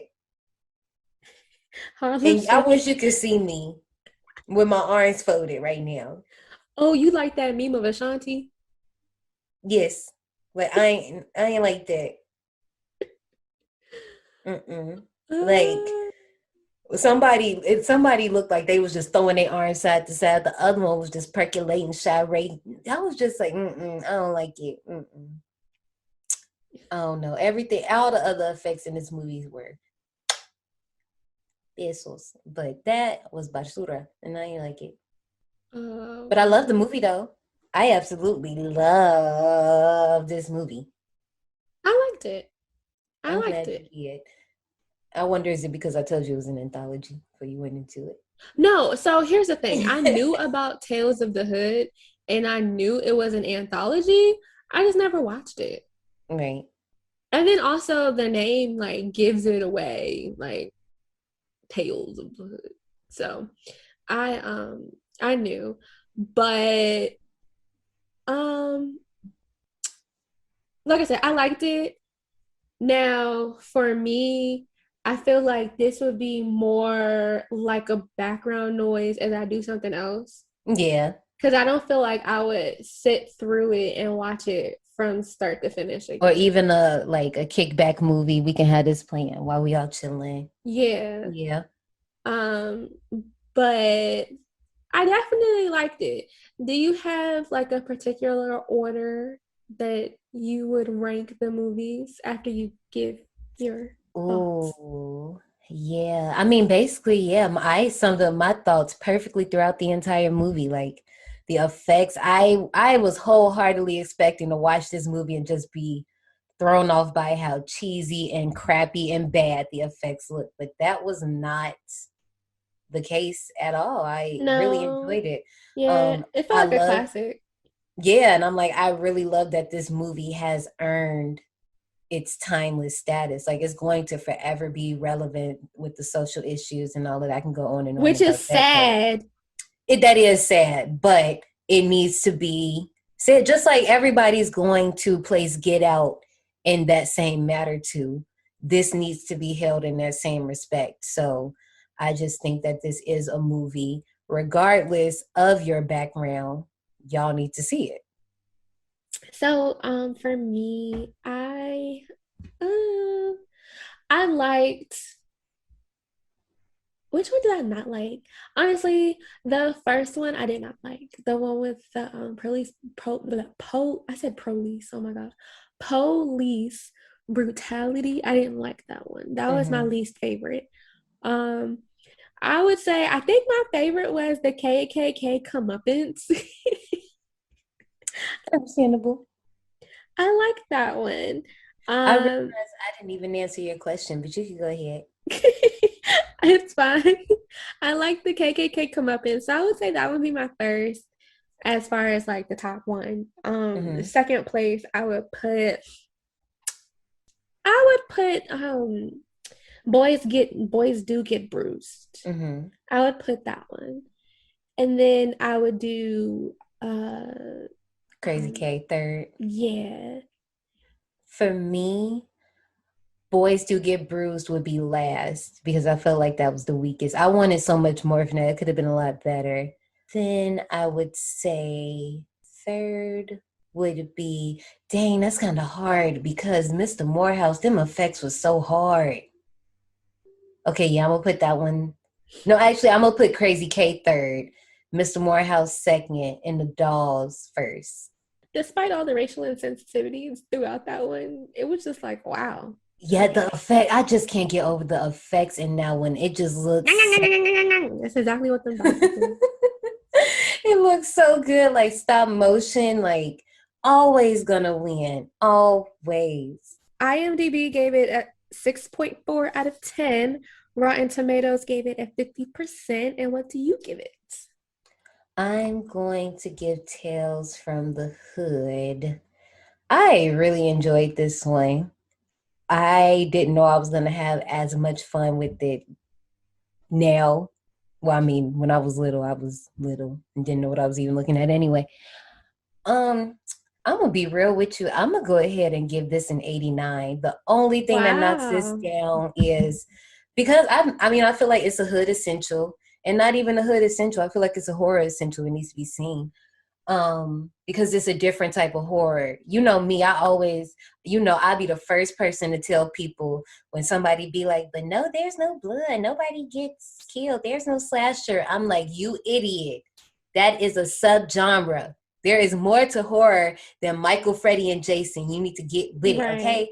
So with that being said, I am going to give this an 89. Like, if it wasn't for that freaky looking junior corpse, that CGI tongue, and if the stepfather story was a little bit better, I would give this a score in the 90s, but I'm gonna give it an 89. What about you? I give it a 75. Ooh, I was not expecting this from you. Like, I just knew this was, I was like, I don't know how she gonna feel, so this might be low. I feel like the survivors are with me. They probably, they be waiting on you later. They be wanting to know how you gonna feel. We just don't know. I'm unpredictable. That's the beauty of having a Sagittarius co-host with a Scorpio moon. You just never know what you're gonna get. Can get wet. What? You can get with the Souvenir Shop if you want. It seems you survived. Well, before you go, join us in the Souvenir Shop. I wouldn't be opposed to funeral home haunted house. Wouldn't be opposed. Girl, you always wanting to check shit. like what was it? Was one movie. You was like, this would be a good walkthrough. I was like, no, it wouldn't. Was it The Hills Have Eyes? I don't know what it was. It was it was a crazy movie. And I was like, oh no, I ain't walking through that. I feel like this would be a great walkthrough. Because, okay, the funeral home wasn't all that scary, just like the stories were scary. So, have like a nice story time, If I had the souvenir for this, I would want an obituary from the funeral home, and it had like, when you flip through the obituary, it probably has like behind the scene things that we didn't know about, and probably like Walter's drawing could be one of the pages, like stuff like that. That's what I would want. Actually, a little bit. I do keep funeral programs. I do too, and that's why I'm like, might as well, because I swear to you, in every Black household, there's probably a drawer full of obits. I don't know. I wonder, is that a thing in like our community? I want to know. I want to look that up, because it's a thing. That really is a thing. The not the memes, but the TikTok. Who did the body? Right. Okay. Yeah, that girl be cracking me up. Who did the eulogy? Oh, he did. Oh, that was probably real nice. Mm-hmm. Well, I'll come by and check on you, cause I know y'all talked to Rodney. Nah, we ain't talking to him right now. Yeah, cause last time I talked to Rodney, his back was acting up. That's why he couldn't go to the funeral. Oh yeah, cause I talked to him the other day, and he was telling me that he was supposed to be going to the doctor to get that checked out. He didn't get that checked out, did he? Nope. You know how he do. Oh yeah. Rodney, he just always been, because I remember when we was younger, and he just used to always be running around. So did always running the mud. Couldn't tell him nothing. Couldn't. And then when he came to his girlfriend, he's still with that girl. What's her name? No, he got caught cheating on her with a younger woman. Don't they got kids? That little one. Yeah, but that baby not so little no more. She not. Last time I saw her, she was little. She just graduated from high school. Oh wow. Yeah. Time flies. Well, I'll let you go. All right. And they start talking. Right. Oh my gosh. Before I run these park announcements, though, we do got a little Souvenir Shop sweets. Janaea, can you tell the people? So, I cannot have a welcome to the cookout without talking about the great Black actors that I met at Days of the Dead HorrorCon. I'm still jealous. I'm still so jealous. Happy, very happy, but jealous. So this was a total, complete accident. I started to mention this throughout the podcast, but I wanted to refrain. I went to Vegas with my boyfriend, and it wasn't supposed to be for that specific purpose. It was supposed to be a vacation. But the first night, I think we were just chilling out, laying in the bed, and I was scrolling through Instagram, and somehow, I don't know how, I stumbled upon I think it was Nightmare Toys, because I follow Nightmare Toys, and I saw that they were at Days of the Dead HorrorCon. And I'm like, what is this? Because I had already put Nightmare Toys on my list of places where I needed to go when I went to Vegas. So I went, saw the video. I saw that they were having a HorrorCon. So I went to the Instagram page, looked at the lineup, and saw who was going to be there. And it was the whole entire Nightmare on Elm Street 3 Dream Warriors cast. Listen, and y'all already know. Y'all know how I feel about that. Right. So I was seeing like the list of people, and I was like, yo, I cannot be here in Vegas and not attempt to go. But what I did was I didn't want to like tell Ashley, yo, I'm going, and then not go. We almost didn't go because me and my boyfriend got into a fight right before we went. It happens. But he took me to make me feel better. And that happens. So we go, and I feel I get super excited, I get happy or whatever, and I meet Ken Sagos, and Kincaid! Yes, Kincaid, and he is the sweetest man ever. Like, we actually are still in contact. When we were there, I got an autographed picture for Ashley because I was like, I can't not get this for Ashley. But then once I paid for the autograph, I also got a picture with him with my boyfriend. And then he also gave us like some shot glasses, some dog tags, and a bracelet. And it's funny because like the whole entire time he was clowning my boyfriend, like straight jokes. Just straight jokes. And so we did exchange contact information, and honestly, all of like when you go to these conventions and you do purchase like an autograph or a picture from him, all of his proceeds go to scholarships for Black children. I love it. So definitely in the future, if you do happen to see him at a HorrorCon, make sure that you support. And then not only that, he does have a couple of projects coming up. I have shared it on Facebook. I am going to share it with Ashley so that she can share it with you all. He's doing a crowdfunding for a Black movie. I can't remember off the top of my head what it's about, but there's an Indiegogo campaign for it. So I'll definitely share that with Ashley so she can post it in the show notes. Because if you contribute a certain amount, you can get producer credits, you can get executive producer credits. I also met Tony Todd, the legend himself.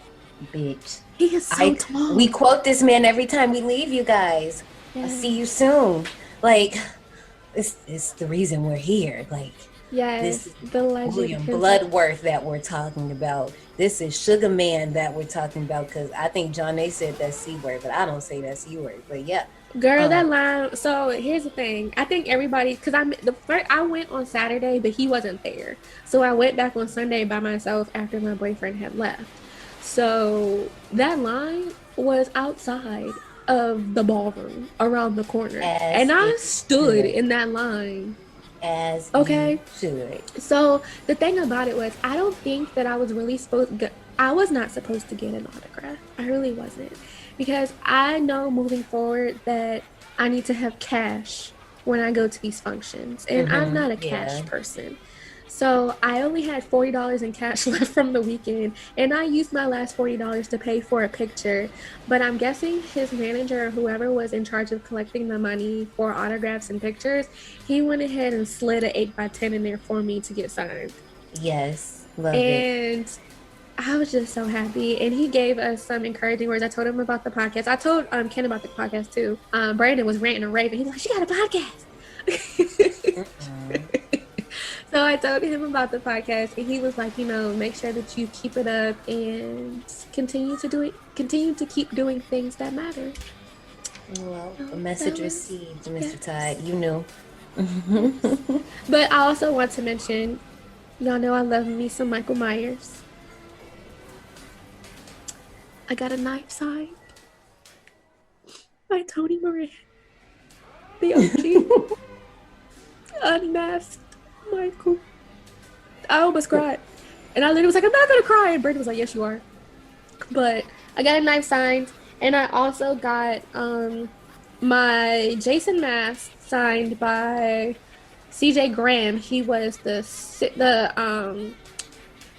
Jason from Part 6. Yeah. So Warrington Gillette was there too, and I didn't have any more cash. Thank God I'm sorry. Thank God CJ Graham, he had PayPal, so I was able to pay him with PayPal. And Tony Right. Moran, he had a swipe, like the stripe. Little car swipe. Yeah, so I was able to swipe that. Miss Linnea Quigley was there. I saw her. And then it was another girl. I can't think of her name, but Felissa was there too, but it was another one. God, I can't think of her name, but I'm seeing her face vividly. And I almost got her too. What movie is she in? I think she only did like 2 horror movies, but she has a lot of other movies, and I can't think of her name. Was it Danielle? Yes, Danielle. Danielle Harris? Yes. Girl, she royalty, even though she a little asshole, but we'll talk about her later. That's your franchise, I guess. But So yeah, I saw her, and then there was a couple other people too, but I felt kind of bad because I was walking past people's tables. But listen, my cash was limited, and I came to see the black people. The period. That's just Like, run them that money. all right, but that is all I had to say, because that was great. I had a great weekend. It went from a vacation into turning into a nerd, and I'm glad that my boyfriend was nerding out with me because he was excited. Yeah, he was excited. You ready to run these announcements? Yeah, girl. Let's get it.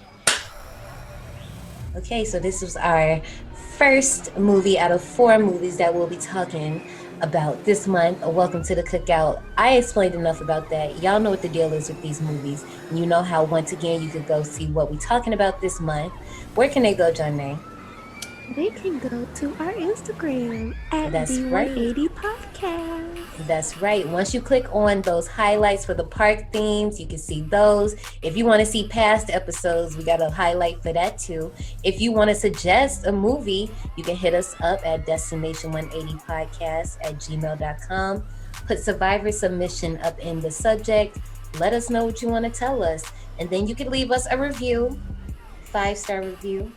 A 5-star podcast, period. And really, next week, y'all can get ready to watch Tales from the Crypt Demon Night. And that's it. We're going to link up with y'all next week. We'll see you soon. Bye.